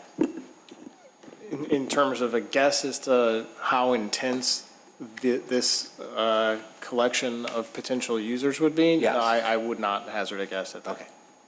Okay. And so, talking about the actual group of users, I mean, we do have local businesses. We have Argus Plastics. Do we get sales tax from Argus? No. But we do get sales tax from Fresh Farms. Yes. As well. So the fact that we are keeping local businesses, helping them expand as well is helpful. Right. Just some of the pluses to this, the location is good. It's deep in an industrial park. Right. There are some sales tax implications, at least for Fresh Farms. And who's the other tenants? There are two, we'll call them logistics, just companies, Kamaz and Seal. Okay. But, one of the negatives, the biggest negative for me at all on this, and I think in the future we have to really start looking at the impact of truck traffic in Wheeling. We have taken on more and more and more trucks, and it's impacting our roads, it impacts our traffic. That's the downside of this. But even going forward, truck traffic is really saturated in Wheeling, and something that I believe, future projects, I'm not saying this one, but future projects, I think we really need to start looking at that. There's very little benefit with truck traffic, and if you look at, talk about sales tax again. We don't get a lot of sales tax from certain manufacturers if they're not billing out of here. And so we're not getting additional revenue from that will help our pave our roads and keep them in good shape. So that's the concerns. I think, I know staff has big concerns with this project, but, I think there could be some good compromise with some of the items that you're looking for. And I think we can work together on this. Thank you. Thank you, Trustee Lang. Trustee Kruger and then Trustee Rufato. Thank you, Mr. President. Hi, Mr. Shapiro. Good evening. Let's start with the green space variance.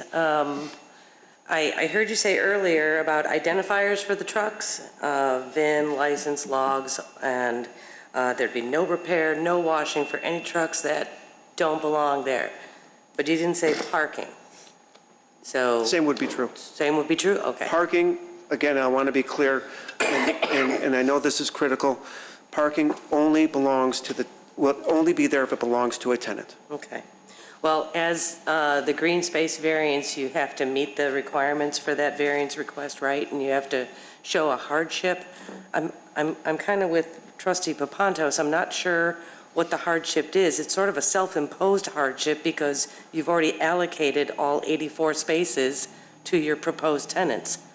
So it's green space now, green space, a reduction that you're asking for of 11%, I think.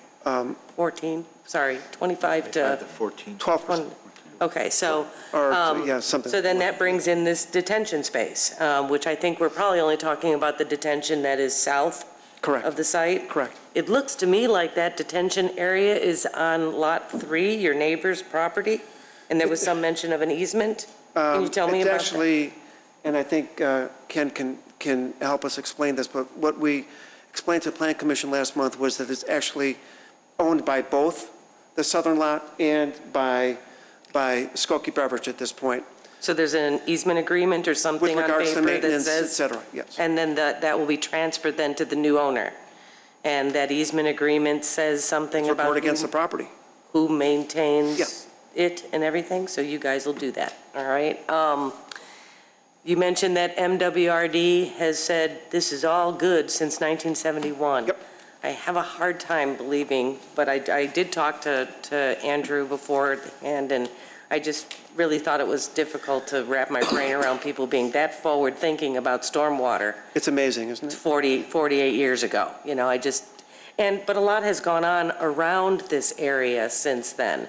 So I guess I just want to make sure you understand that what Engineer Goldselman said at the Plan Commission meeting was that this will be dealt with at final engineering. We did understand that, yes. Okay, so if at final engineering you find out that the MWRD letter that this is all good is not all good, and you have to dig that thing deeper, or you have to do something else in order to move forward to handle the displacement, you're prepared for that, right?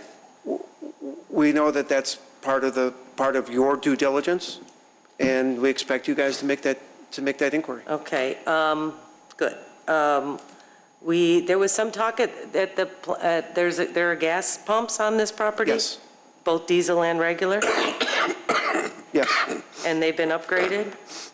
And you'll be selling to your tenants? Correct. Maybe this is a question for Director Mondeshane. Yeah, but you're selling gas. You're We are. reselling gas. So are there tax requirements for, state, local, county sales tax on selling gas? Yes, if they're selling gas, as you would like a gas station or the airport, they have to collect and remit sales tax to the Department of Revenue. Okay, so prepared to do that? Yes. Too? Okay. Lots of talk about code enforcement. I think that's my hardest hurdle to jump over right now. It's a real concern for me. I hate to call it out, but it certainly is a matter of public record, but you have a similar operation on Abbott Drive. Special use was granted for that in January of 2017, and then 2 years later, the petitioner had to come back to us to have a minor site plan change in early 2019. I think we just granted that. And because of some code compliance issues that were sort of caught on follow-up inspections, more parking spaces than were originally allowed on the original special use. And perhaps this is more of a question for Director Jennings. How are they doing with becoming compliant after they weren't compliant at their similar location? Well, as you mentioned, we did have some observation in our initial inspections of the work that was done there, that they had not complied with the original special use approval.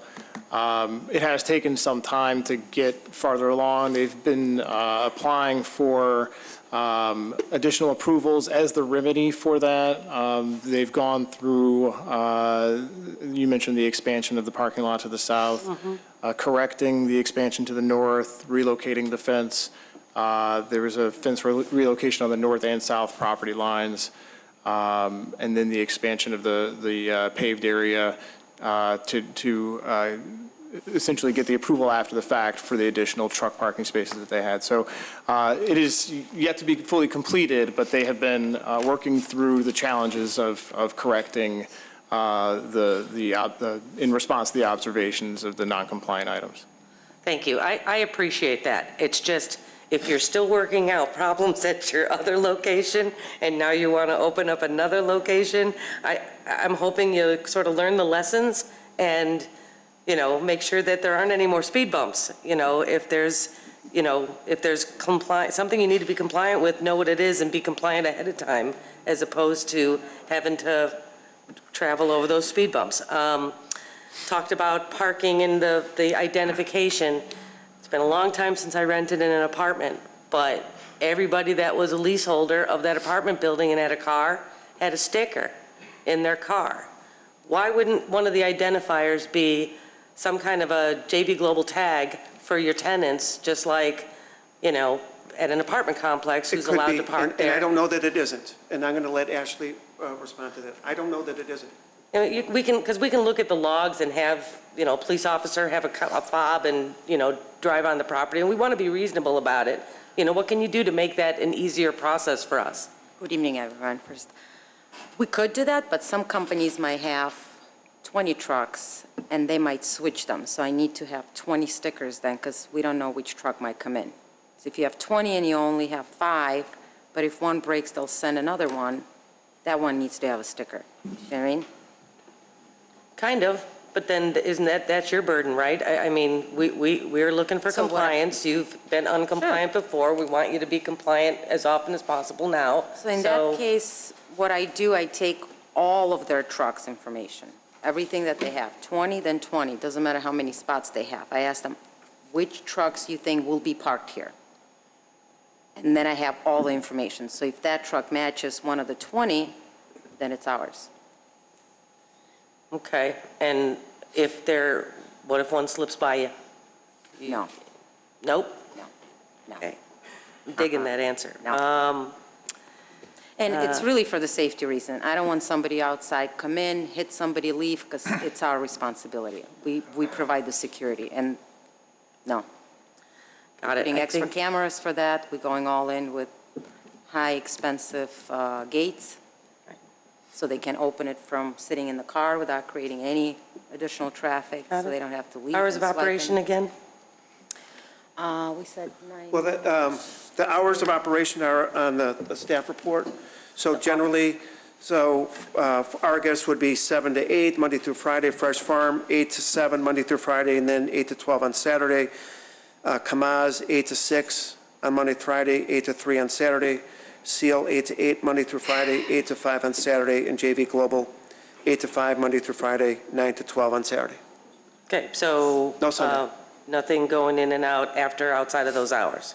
No trucks going in and out of there outside of those hours? Okay.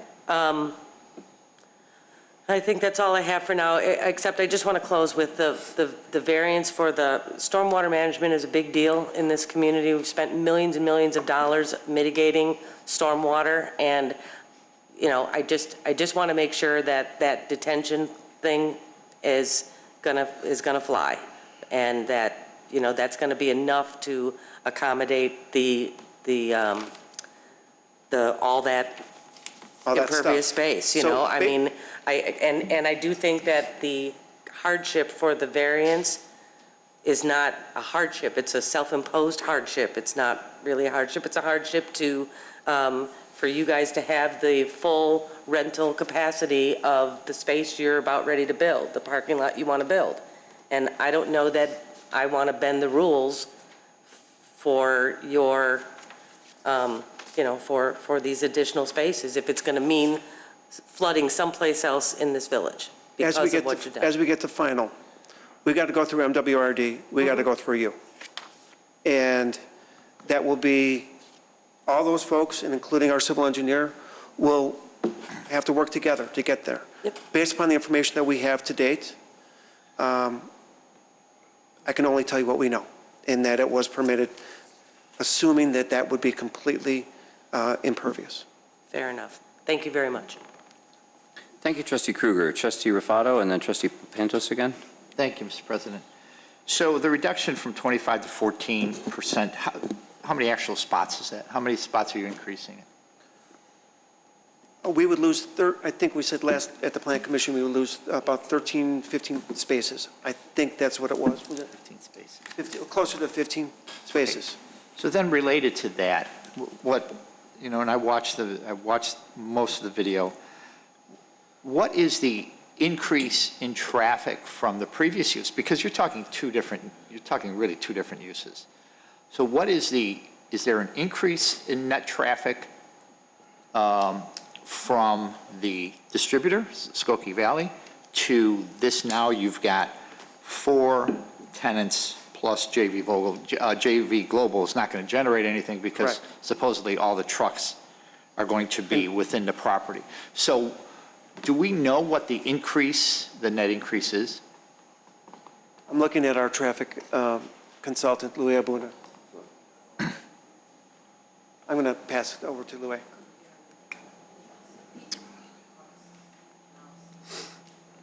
Evening, Louis Abuna with KLOA.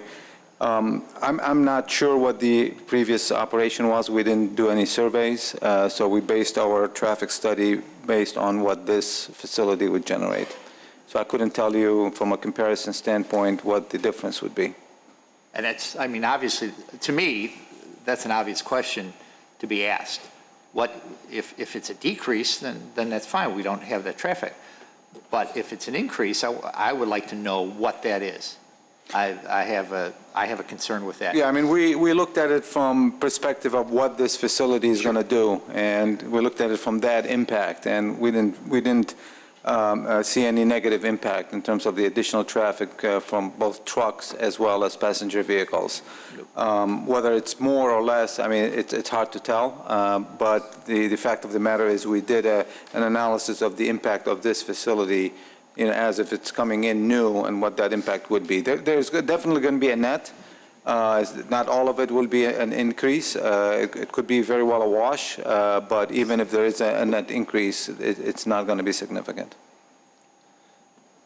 And that's, Obviously, obviously, that's one of my... Sir? One moment, sir. Could you just say your name into the microphone when we're typing up the minutes? Yeah, Louay, L-U-A-Y, Abuna, A-B-O-O-N-A. And you're with?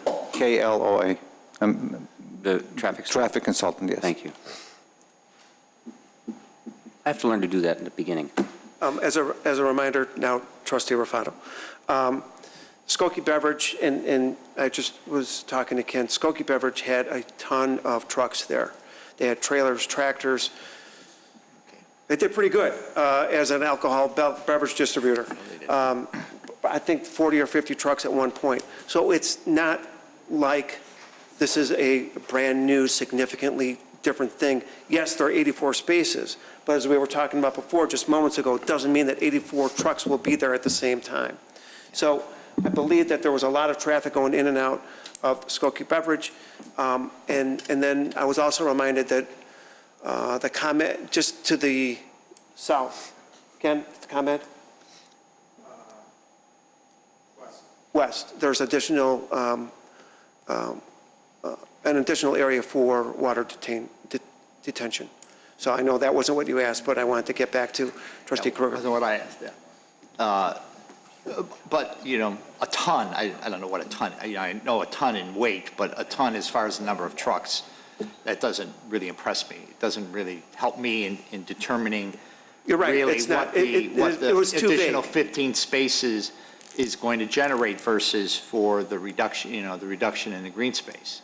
You're right, that was not an impressive term. I'll let Ken come and explain himself. Well, but still, he can't do it either because he doesn't know their business. So there's got to be a collaboration here. If I'm looking for that, and that might not be important to anybody here, but it's important to me to understand what if it's a net decrease or a net increase in the traffic.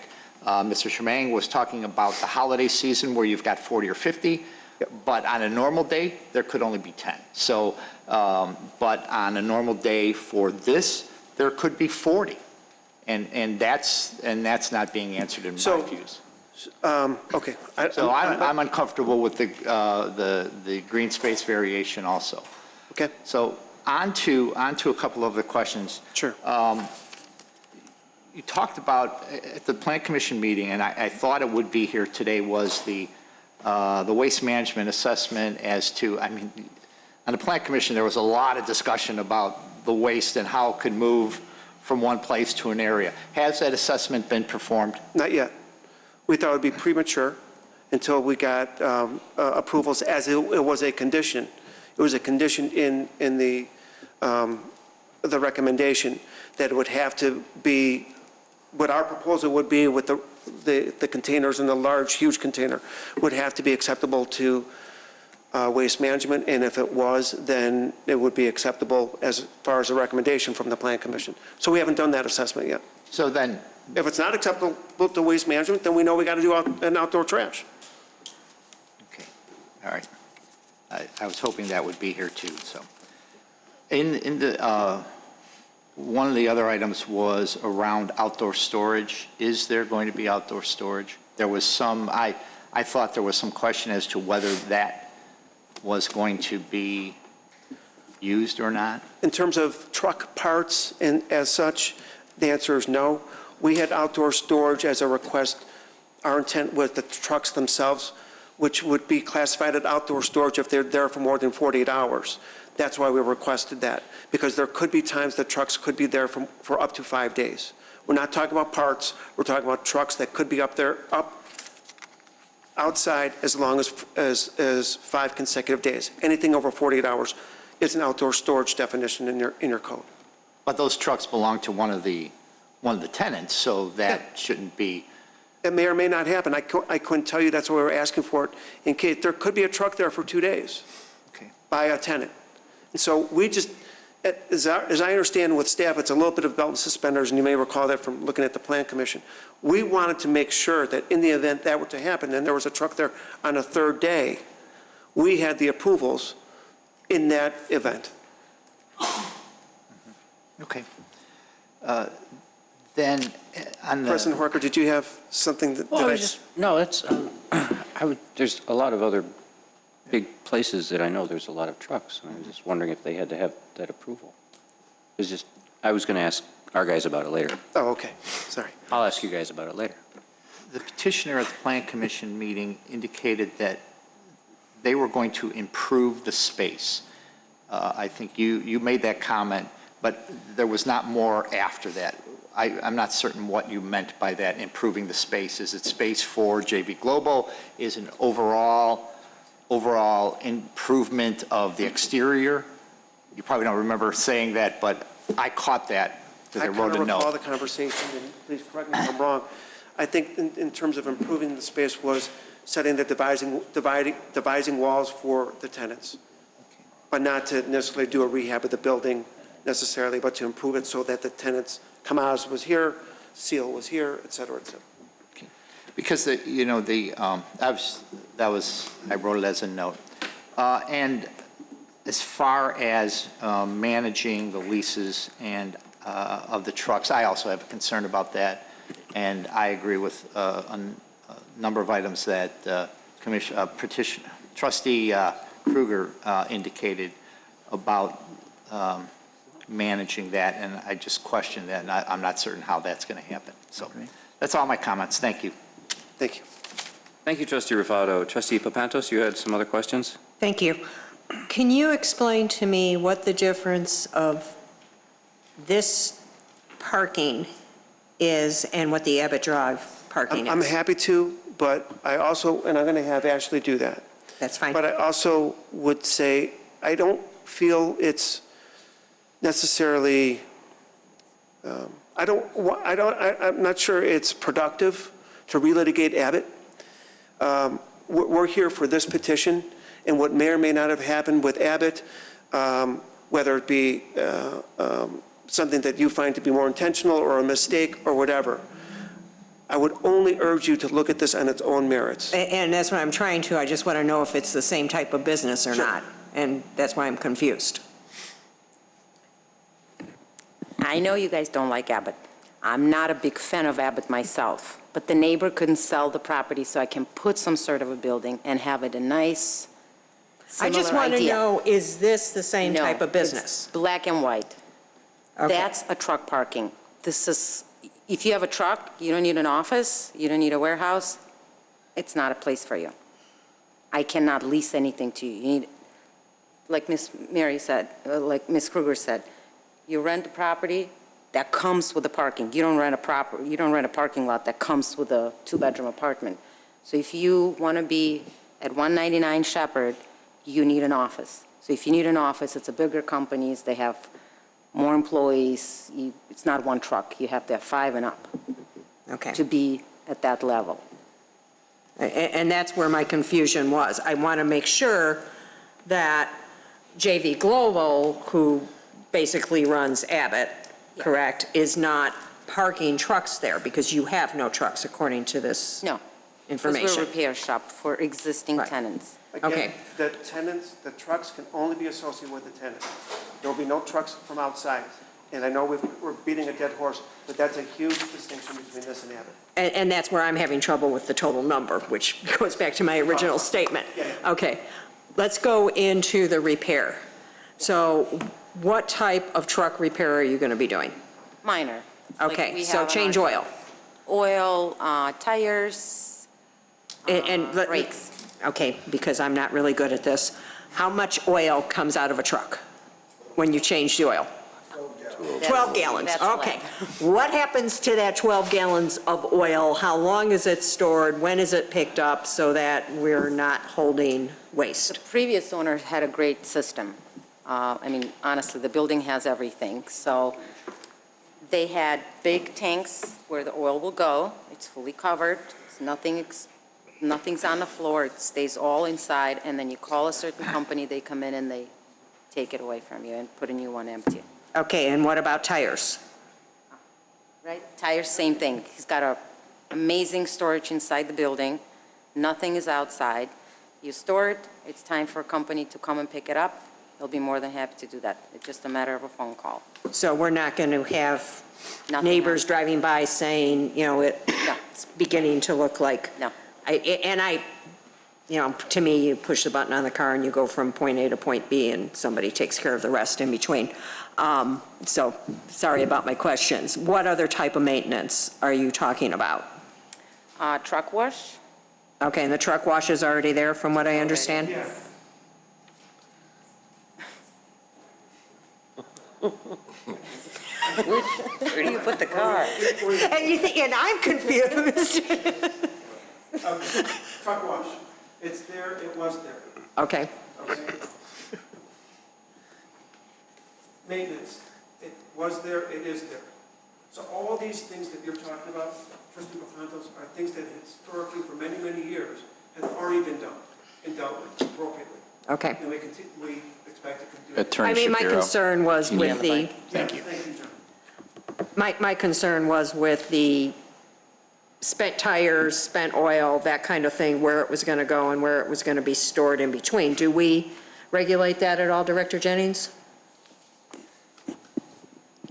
The special use could certainly regulate where they store it. Right now, the conditions of approval have it stored. There's no outside storage material. There's also some life safety issues with where you store some of these materials and how they're stored, the quantities, and the containers that they're stored in. So they would have code requirements they would have to meet. Is that regulated by the state or anybody else? I believe there may be some state oversight. I'm not 100% sure. We do not have the fire department here right now, so I can check into that. Mr. Sherman's got an answer. There's additional oversight. I could give you the answer too, but we'll take his advice. Everything is regulated. The recycled oil, even batteries. Batteries have to be disposed of properly. They can't be put in a landfill. We recycled everything that we could there, from cardboard to stretch wrap, batteries, tires. We recap tires. When a tire is bad, you have to give it back to the tire company. You pay a fee to recycle that tire. The same thing goes with the oil, but the cardboard and the stretch wrap, we actually recycled and sold it. It cut down our waste by over 85%. And the machine is still in the warehouse. Okay. Am I correct, sir? Yes. The state law, and as far as the fuel Very tanks. strict.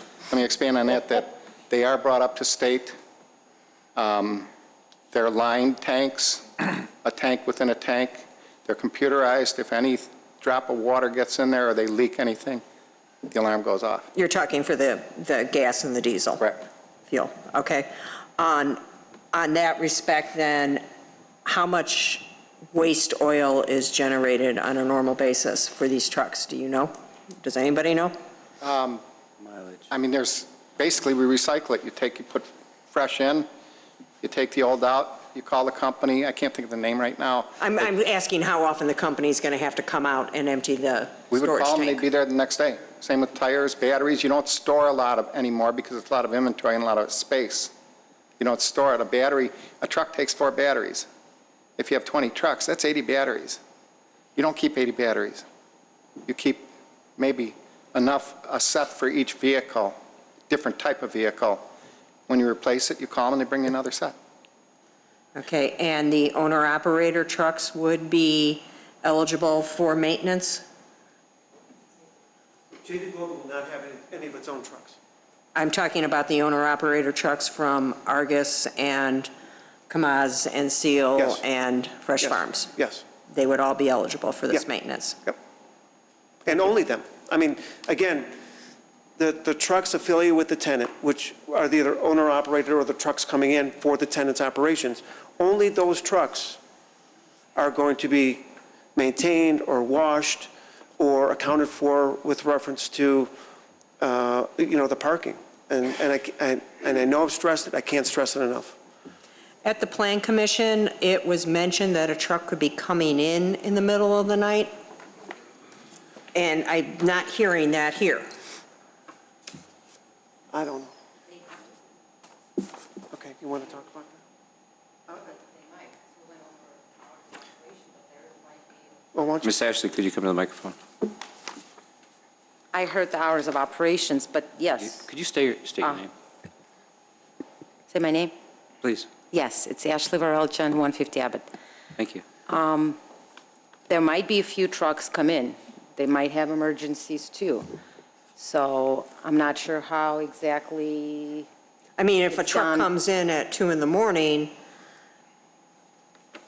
there's nobody there working they can just park the truck and do what? Like for Argus, for example, he's going to be expanding his recycling side, right? So if the trailer needs to be dropped so somebody can fill it next morning, and he's here too, traffic, snow, But there we are- might there have might be very few. A but- drop-off, but I think to your point, there won't be any operations in terms of loading and unloading. A truck might go there and just park there.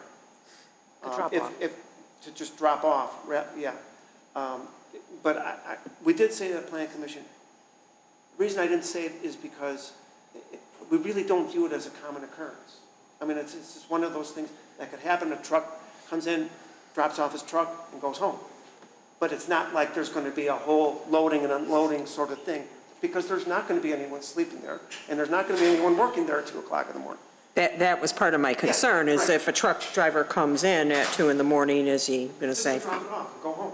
Pick up So the he truck. drops off the trailer, is that what you mean? It can be trailer, it can be truck, because they might have their personal vehicles on the spots as well. So if he needs to drop and get in and leave. Okay, thank you. So, and so, yeah, to be clear, it would be for those purposes, and Ken is so valuable in his history, it's remarkable. Skokie Beverage operated 24/7. Clearly, we're not operating 24/7. But I don't want to mislead this board either by saying that on occasion, this might happen for a drop-off with a driver who at 11 o'clock at night wants to go home, drop off his truck, get in his car and go home. Thank you. Trustee Vito. So, just to clarify, you're estimating how many trucks in and out a day on average? Well, let me go back to my notes. It's hard to answer. It's an easy, simple question, but it's hard to answer because there could be several deliveries. There could be 2 deliveries, 3 deliveries for Argus, and they could have 10 trucks. So that could be 20 for Argus. There could be 2 or 3 deliveries for Fresh Farm. That could be 8. It's hard to estimate. That's why we wanted to make sure that there was adequate flexibility in making sure that there are enough trucks with the working hours and as well as the other sort of standards that we're establishing. So I wish I could tell you, but I can't. Yeah. I can't. I find it hard to believe that there'll be more than Skokie Valley had, just based on the volume and the size of Skokie Valley. I don't think that will be true, but because it's a fluid businesses. Right. That's how we sized it the way we did. But I agree. I wouldn't expect that there are going to be 40 trucks there at the same time coming in and out. That's just not the nature of the operations. Right.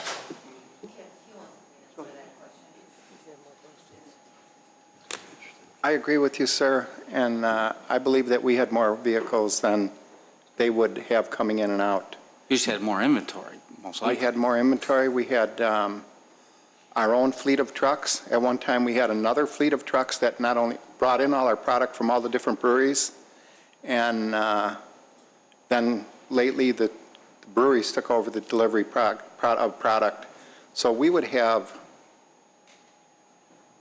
at least 20 of our own tractor and trailers going out, up to 30 or 40. Some of them would come in 2 or 3 times and drop a trailer and pick up another one and go back out again, plus 20 to 30 or more semis bringing product in, depending on the season.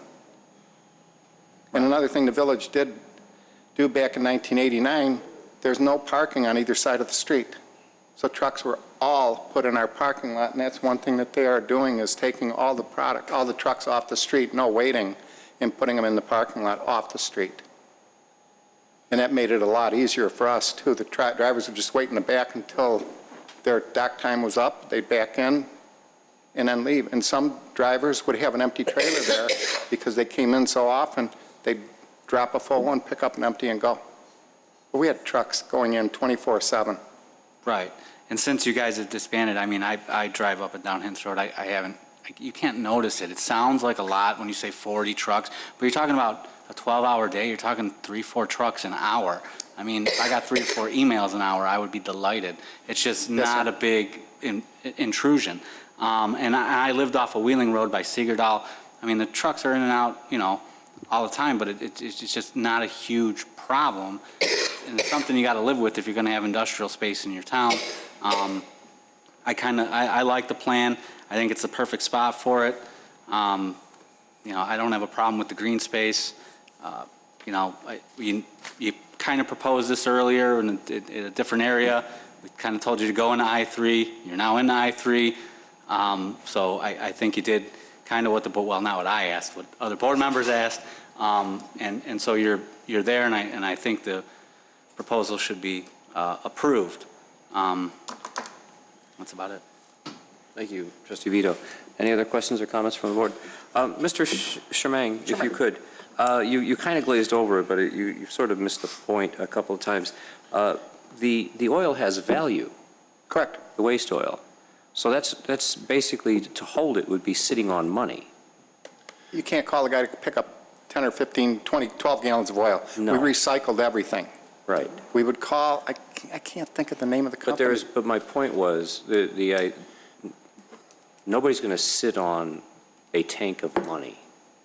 They're going to get the money. We put it back in 55-gallon drums when we got 6 or 8 drums. We pumped the oil out of it, and we pumped the old back into it. They picked it up, and they did pay. Oh, yeah. Right. Thank you, sir. Are there any other comments left or right? I would like to do these one at a time as long as there are no more comments. I'm just getting my notes. Oh. Somebody correct me if I'm doing this wrong. I'd like to start with Ordinance I, granting a variation from Title 19 zoning to permit a decrease in the minimum required green space from 25 to 14% for a surface parking lot expansion, 199 Shepard Avenue. I need a motion for approval. So moved. Motion, Trustee Lang. Second. Was that Trustee Vogel? Yes. Thank you, sir. Clerk Simpson, roll call, please. Trustee Vito? Yes. Trustee Krueger? No. Trustee Lang? Yes. Trustee Raffato? No. Trustee Papantos? No. Trustee Vogel? Yes. President Horker? Yes.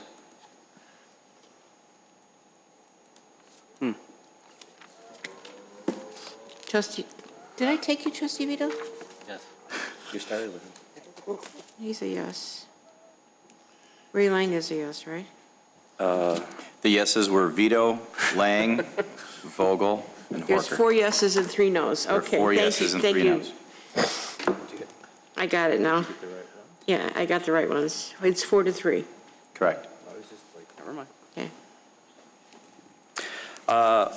Ordinance J, ordinance granting special use to permit a motor vehicle heavy repair facility within a portion of the existing building at 199 Shepard Avenue, JV Global. I need a motion for approval. So moved. Trustee Krueger, second. Second. Trustee Papantos. Clerk Simpson, roll call. Trustee Vito? Yes. Trustee Krueger? Yes. Trustee Lang? Yes. Trustee Raffato? Yes. Trustee Papantos? Yes. Trustee Vogel? Yes. President Horker? Yes. We have ordinance K, granting special use and site plan approval to permit a motor vehicle heavy outdoor storage within a proposed surface parking lot at 199 Shepard Avenue for JV Global. Clerk Simpson, ready? Roll call. I need a vote. So moved. Oh, I'm sorry. Motion, Trustee Krueger. I'm trying to do everything. Second. Wait, it's Krueger? Krueger. And Second, Papant? Papantos. Okay. Trustee Vito? Yes. Trustee Krueger? Yes. Trustee Lang? Yes. Trustee Raffato? Yes. Trustee Papantos? Yes. Trustee Vogel? Yes. President Horker? Yes. Okay. Last one. Jay? Okay. L. L. Oh, L, I'm sorry, L. Granting a special use to permit a truck freight terminal consisting of 2 operators at 199 Shepard Avenue, JV Global. I need a motion. So moved. Give I'll the second. motion to Krueger and a second to Lang. Roll call. Trustee Vito? Yes. Trustee Krueger? Yes. Trustee Lang? Yes. Trustee Raffato? Yes. Trustee Papantos? Yes. Trustee Vogel? Yes. President Horker? Yes. Okay. Be good. Thank you.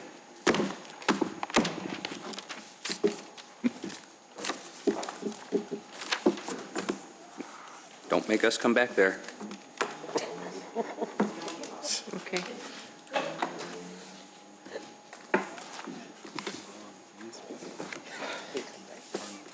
I can get sued for that.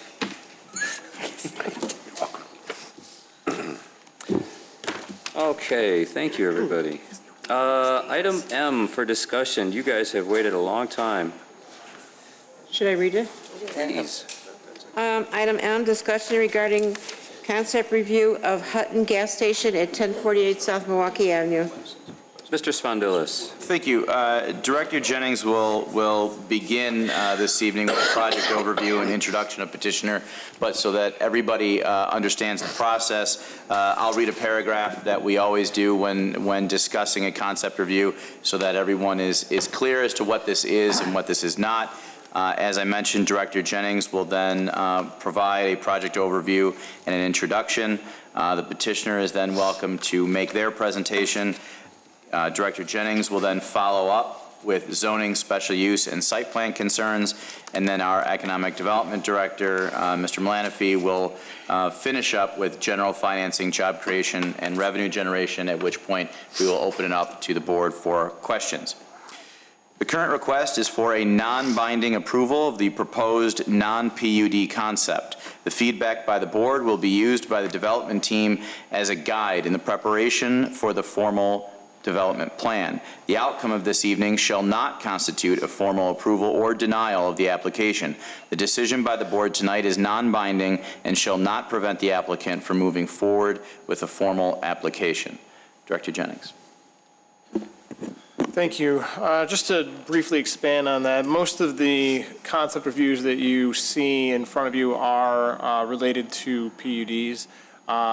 The distinction in this case is that, as Manager Sfandila said, is a major site plan review. What's being asked of you is to provide feedback to the petitioner with respect to the layout of the site and the appearance of the features on the site, primarily the gas station convenience store building and the canopies associated with the fueling area. The major site plan review, often staff recommends to the manager a waiver of this, so you really do not see very many of them. In this case, we're aware that the petitioner is also simultaneously considering a TIF request. And we thought, given the circumstances, the implication with the redevelopment of the area in the industrial lane sub-area plan and the petitioner's likely TIF application, and the fact that you don't see many new gas stations, we thought that it was better to have the concept review than waive it. So with that, the applicant, Hutton, is the contract purchaser of this property, currently occupied by the Best Cars used car lot. They're proposing a 3,600 square foot convenience store with an associated, a portion of the building would be used as a coffee shop. The site would have access off of Sumac, which is a private road. The petitioner is here tonight, and I'd like at this point for them to come present the project to you. Ben Carroll, I believe, is presenting on behalf of Hutton.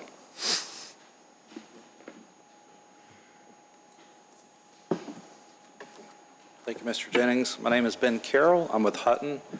We are a real estate and development company, and I'm here tonight just to introduce the project to you, give you a chance to give us any feedback you'd like to. I believe you all have in your package the site plan and the proposed building elevations. I believe there's photos of the site as it exists today. You're probably all familiar with the site on Sumac. It's an industrial type area.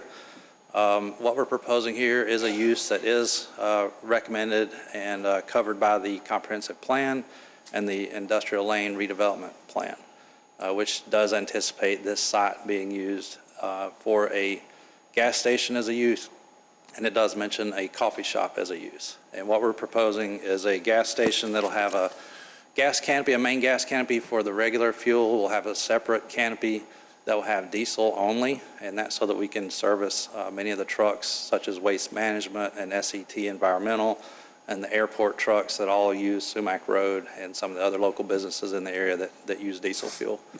The building itself will be a brick building. The inside will be convenience store, and there'll be a section that's dedicated for a coffee user, which we're expecting to be Big B Coffee. There will be a few tables inside. There will be a drive-through, so if somebody wants to come in, they can sit at a number of tables on the inside as well. At one point, we were considering having a gaming section. We're not proposing that anymore, so if you've seen the floor plan, it had a section that identifies that. That portion of the floor plan will go away. With that, I would like to just, again, let you know that we're here to answer any questions. We do have our architect here tonight. We have our civil. We even have our tenant here. Our tenant is a local area resident, has many businesses in the Chicagoland area, gas stations and restaurants, and we are expecting to apply for a TIF. We're currently doing budgets on the design. We've been through 2 rounds of site plan review with staff. Just got some more comments, a few minor comments this last week. We're addressing those now. We'll, as the design keeps evolving, we're working through our budget to see what our TIF requests may be. And with that, I'll turn it over to any questions or anything else. Actually, Director Jennings will.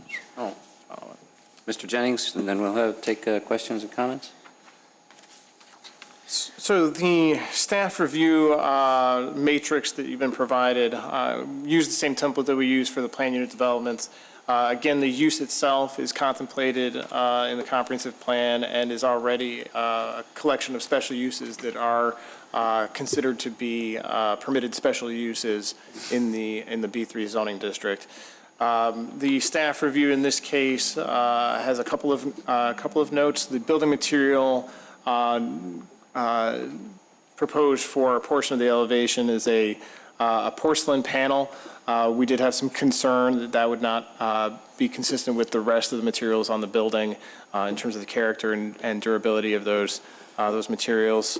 So that was one staff comment. The other staff comment, as Mr. Carroll alluded to, is the improvements to Sumac Road. While it is a private road, our engineering review of the roadway, the turning radius going into Sumac from Milwaukee has been recommended for some modifications. Those comments have been provided to the petitioner already. We just want to make the board aware of that as this moves forward in the review process. The staff has asked the petitioner to make improvements to the roadway as it is an easement that is located on this property that then goes on down the road to SET and Waste Management, and there are portions of the roadway easement on their properties as well.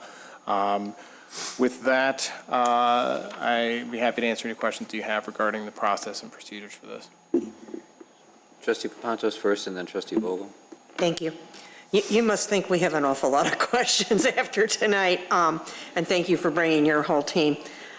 And I'm not sure who is going to answer questions, but somebody's going to have to come up to the mic. I noticed in the current, where the used car place is, if you could put that slide back up, Andrew, or somebody. The current, that, right there, back one, that sign. Will you be removing that billboard? Probably not. The billboard, yeah, well, ma'am, we would like to keep it. We have been asked by staff to dispose of it. It is an income generator for the site, and we would prefer to keep it, but we do understand as well many jurisdictions like to see billboards gone. I believe our code is no billboards, if I'm correct. I'm not sure, it's been a long time. Yes, these were grandfathered in from later. This is an existing grandfathered billboard. So it could stay if the petitioner does keep it and the board does approve ultimately the special use, including this on the site plan, I believe it could be considered to be a grandfathered in billboard. I mean, it would have to be really cleaned up to make us happy because it's pretty ugly right now, to say the least. And I wanted to talk about, and first of all, thank you for considering Wheeling. I think we've looked for a long time to have this area developed, and I think this is a step in the right direction and certainly fits in with a comprehensive plan. My concerns with Sumac, it is a private road. How are you all going to work together to maintain the road and make it, remove the snow, remove whatever? There are easements in place. All the different users are parties to the maintenance and the upkeep of that road. So there is an agreement in place, and it's being handled today by that group. We are being asked by staff to make improvements. We're being asked to make widening of the road. We're also going to put in curbs, put in striping, essentially make it like a public road, but it does stay private. Okay. And the way I read the plan, the only entrance into the station will be off of Sumac? Yes, there's nothing off of Milwaukee. So there will be no curb cuts. Is there a left-hand turn lane to get into Sumac from Milwaukee? So part of what we have to do to meet the staff's comments is to install sidewalks along Milwaukee, which puts us into needing DOT permits from the state. And under that, we have to do traffic study, which we've done, which does recommend a turn lane. So it is anticipated that we'll do a turn lane in Milwaukee into Sumac. Okay, does the state do that, or does the developer? We would do it as the developer. Okay, thank you. And I don't remember ever seeing a drive-through at a gas station. Is that common in this area, or is it something It's more? common. It is common. I mean, In this many area? I'm sure they're in this area, yes. I don't think I've ever driven through a gas station for, my coffee. I mean, if it works, great. I just want. That's the trend. There's one on Rand Road in Lake Zurich. Yeah. There is? Okay, drive-through gas station. That is the trend these days, to combine either a quick-serve restaurant or coffee, some type of user like that, with the gas station. It's quite common to see the drive-throughs these days. We're actually building one for this same tenant in St. John, Indiana right now, that has a quick-serve restaurant on one side of the C-store and a coffee on the other, with the drive-through serving the coffee. And then what is your major business as far as the restaurant goes? More coffee, that type of thing, or fast food, or? Yeah, it's specialty coffees. It's similar to a Starbucks concept. Okay, so it's a place for people to get their coffee, and you are aware that Waste Management, most of their trucks are natural gas, and I think they have their own fueling? Just yeah. as far as the diesel goes, I don't know, but thank you. Okay.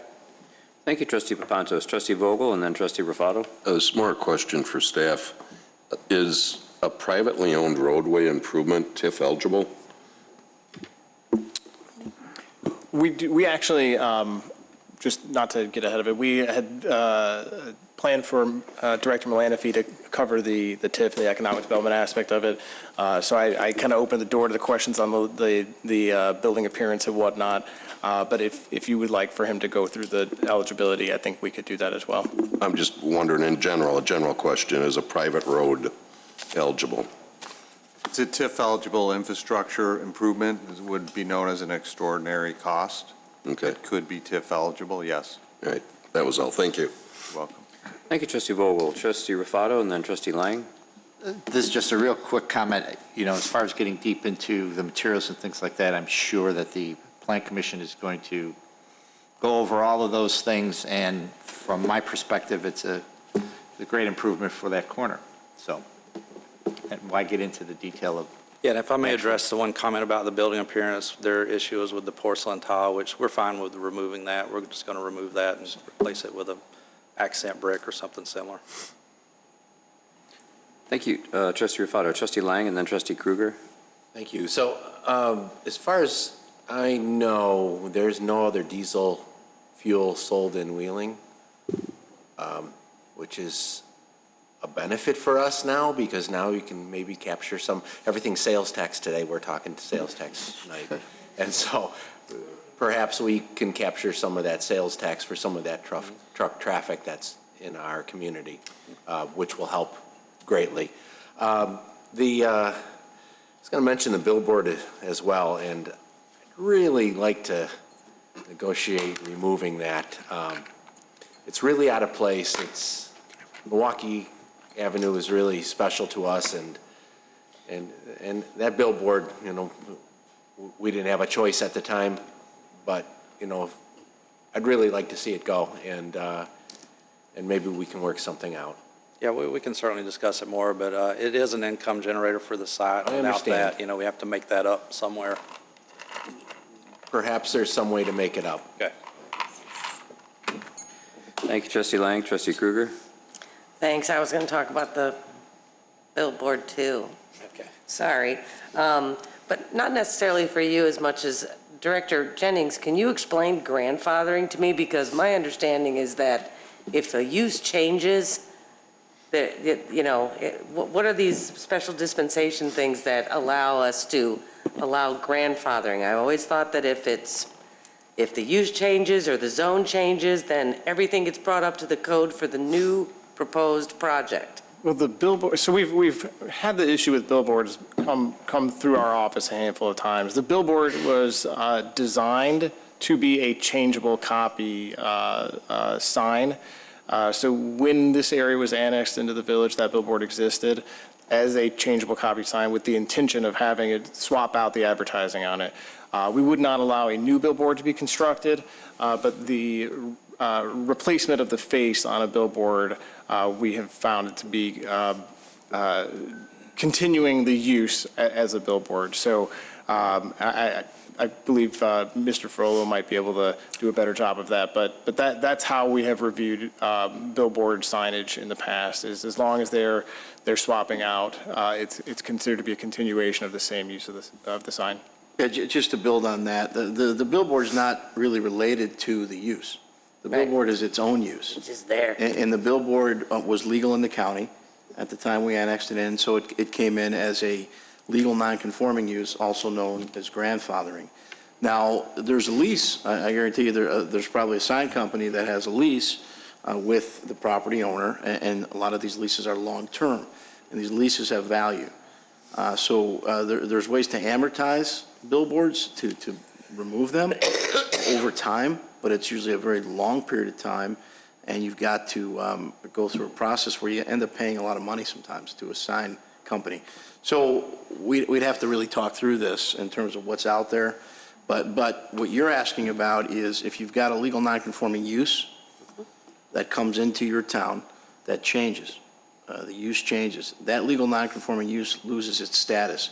This was a billboard and remains a billboard. So I think that's probably the best way to answer that. Could it be a new and improved, upgraded billboard? Well, it's got to comply with property maintenance codes, and it shouldn't have peeling paint or look shabby or anything like that. It definitely has to comply with codes, but the fact that the use existed in the county and came into Wheeling when we annexed, it allows it to continue as long as it stays a billboard. Thank you very much. Sure. That's all I had. Thanks. Thank you. Thank you, Trustee Krueger. Are there any other comments or questions? No. Trustee Vyan? So is the actual gas station name, the ownership name, is that Hutton? I've never. We don't have an exact name yet. It's probably going to be Lucky Brothers. That's the tenant operates several stores under that name. Okay. And it will be a Shell gas station.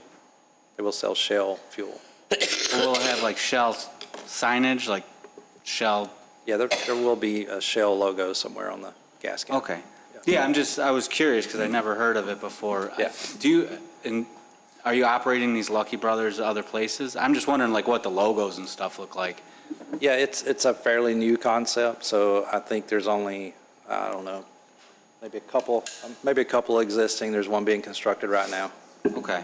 And in terms of the curb cut on Milwaukee, was that your decision, or now no curb cut on Milwaukee? What's the reason for that? Because I'm a little concerned that if you're driving down Milwaukee, at least going south towards this, you're going to assume that you can get into the gas station from Milwaukee, and you're going to slow down and then not see where to get in, and then they'll get rear-ended, and hopefully they'll call me to defend them in a personal injury action, represent them in a personal injury action. But honestly, I mean, I see it as a concern with no curb cut. What's the reason for that? With Sumac being where it's located, there's a driveway just to the north for an auto repair dealership just to the north of this site. There's not enough spacing between those driveways for the state to issue a new driveway permit between them. So you can't get it? Correct. Okay. And we have legal access already. All right. And if you want to keep that billboard, I would, in March of 2021, reelect Trustee Papantos and Trustee Krueger. Big things with your picture.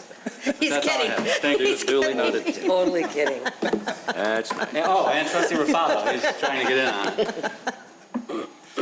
it. Thank you for coming out. Sure. Okie dokie.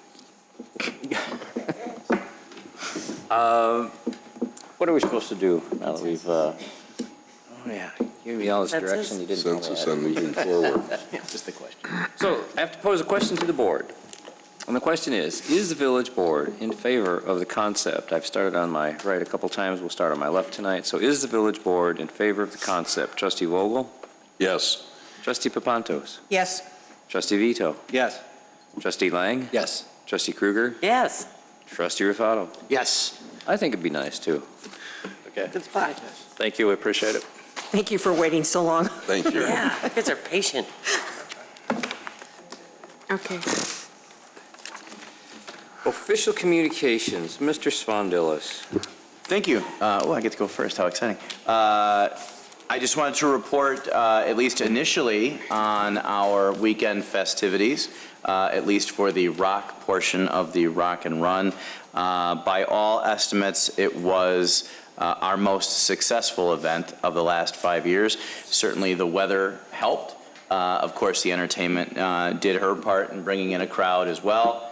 We did have a new beverage supplier this year since, ironically, Mr. Charmaine was in the audience this evening, since Skokie Valley was no longer an option for us, which provided some new options for our customers. So all in all, quite a success. Thank you, of course, to staff who did all the work, to our main sponsor for every year that we have done this, which is Wheel In, and our other major sponsors, Ozinga and Wheeling Town Center. I will have a more detailed report in the coming weeks with some numbers, but all in all, I think quite a successful event. Everyone I spoke with had a good time. There's always takeaways, but I think everything was positive coming out of Saturday night. Thank you, Mr. Spondilis. Mr. Lang. I'm sorry, may I add one thing? I forgot, there's something unique about next year. So typically this event, the Rock and Run, happens the Saturday before the 4th of July. And we do that particularly because it affords us the opportunity to first, be the first out of the gate every year. So I think our competition is less. And it also allows us to have dibs on entertainment and food trucks. So next year's event, we're expecting to hold on June 27th. The reason I bring it up is because the 4th of July next year is actually on a Saturday. So before anyone asked, I thought I would just put it out there that we do it as a tradition for the Saturday before the 4th of July. So, unless there's any issues with that, we expect to continue doing what we've always done, which would be Saturday, June 27th. Thank you, I'm sorry. No. Trustee Lang. Thank you. I wanted to let everyone know that Chicago Executive Airport will host another open house on the master plan. It's coming up Thursday, July 11th from 5 to 8 p.m. They've expanded the hours. It'll be at the same place as in the past. It'll be at the Ramada Plaza Hotel on 1090 South Milwaukee Avenue. That's just south of Tower Road. This year, or this open house, you can expect a little bit more of the airport layout plan to be finalized, or to be visual. What folks will probably come out to want to see is no airport runway expansion. There will be no runway expansion.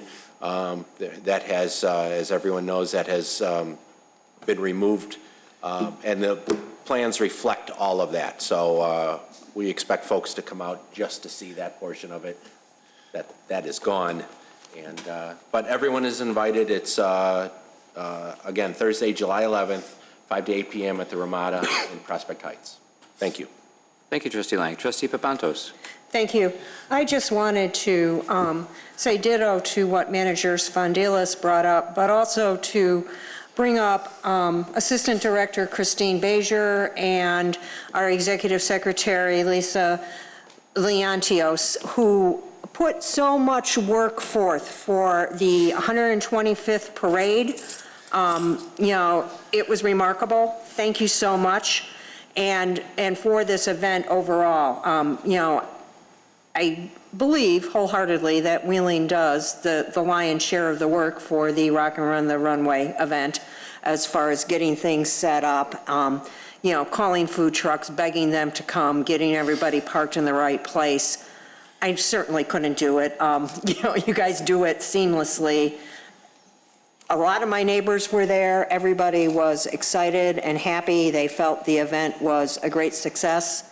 And thank you once again. And because I read the the newsletter, the village newsletter, happy birthday, Luca, who's in the background making sure that everything is running, which he does, so that people can sit at home and watch this meeting or watch it at their leisure later, as far as recording it. So happy birthday. Thank you. Thank you, Trustee Papantos. I have to. Okay. Thanks, it's a quick one. Again, just to echo what everybody's been saying, thanks to staff and for everything that they did for our 2 big celebrations, and to Mother Nature, because without her, I think we could have got creamed on both of those. And congratulations to Deputy Chief Licari. That was really good to see today, so congratulations to him. That's it.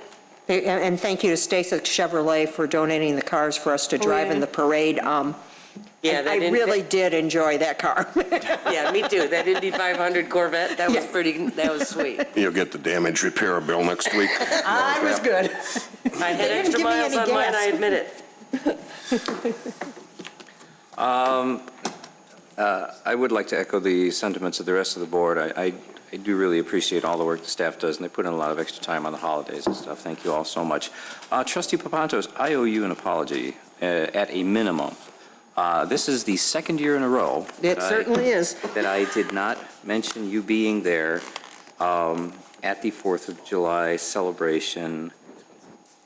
I am sorry. I get kind of wrapped up in reading the script and making sure, like, you try to recognize the officials who show up and aren't on the list, and you try to make sure that you read everybody who has very kindly and very generously donated the money, and then I have a list of everybody else, and all the trustees were listed.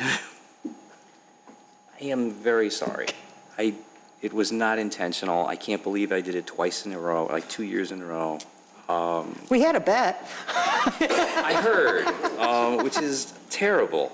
At a minimum, I owe, like, You'll be paying for the bet. You and whoever lost the bet breakfast or something, so just let me know. But I do feel I need to apologize. Sweet, I'm off the hook. Or whoever, we can all go out for breakfast and I'll pay, and because I certainly owe somebody something for that. But So- Dave, you got mentioned, so. What? Right, Dave and Jim weren't even there. Yeah. They got mentioned. Yeah, I had a list. We blame the script. We called in. Which was on us. But you guys do a great job. But I stood and talked to him for 20 minutes So beforehand. enough of that then. I will take you guys to breakfast, whoever you bet, and you let me know where and when. Give them, please. How many people did you bet? We have before you the bills. I should have asked that question before I said that. We have before you the bills for June 13th till the 26th of 2019. I need a motion for their approval. So moved. Second. That would be a motion from Trustee Vogel, a second from Trustee Papantos. Roll call, please. Trustee Vito? Yes. Trustee Krueger? Yes. Trustee Lang? Yes. Trustee Rufato? Yes. Trustee Papantos? Yes. Trustee Vogel? Yes. President Horker? Yes, we have no executive session tonight, so I need a motion to adjourn. So moved. Second. Motion, Trustee Rufato, second, Trustee Krueger, all in favor? Aye. Meeting adjourned. Good night, everybody. It was a productive evening. Thank you for staying.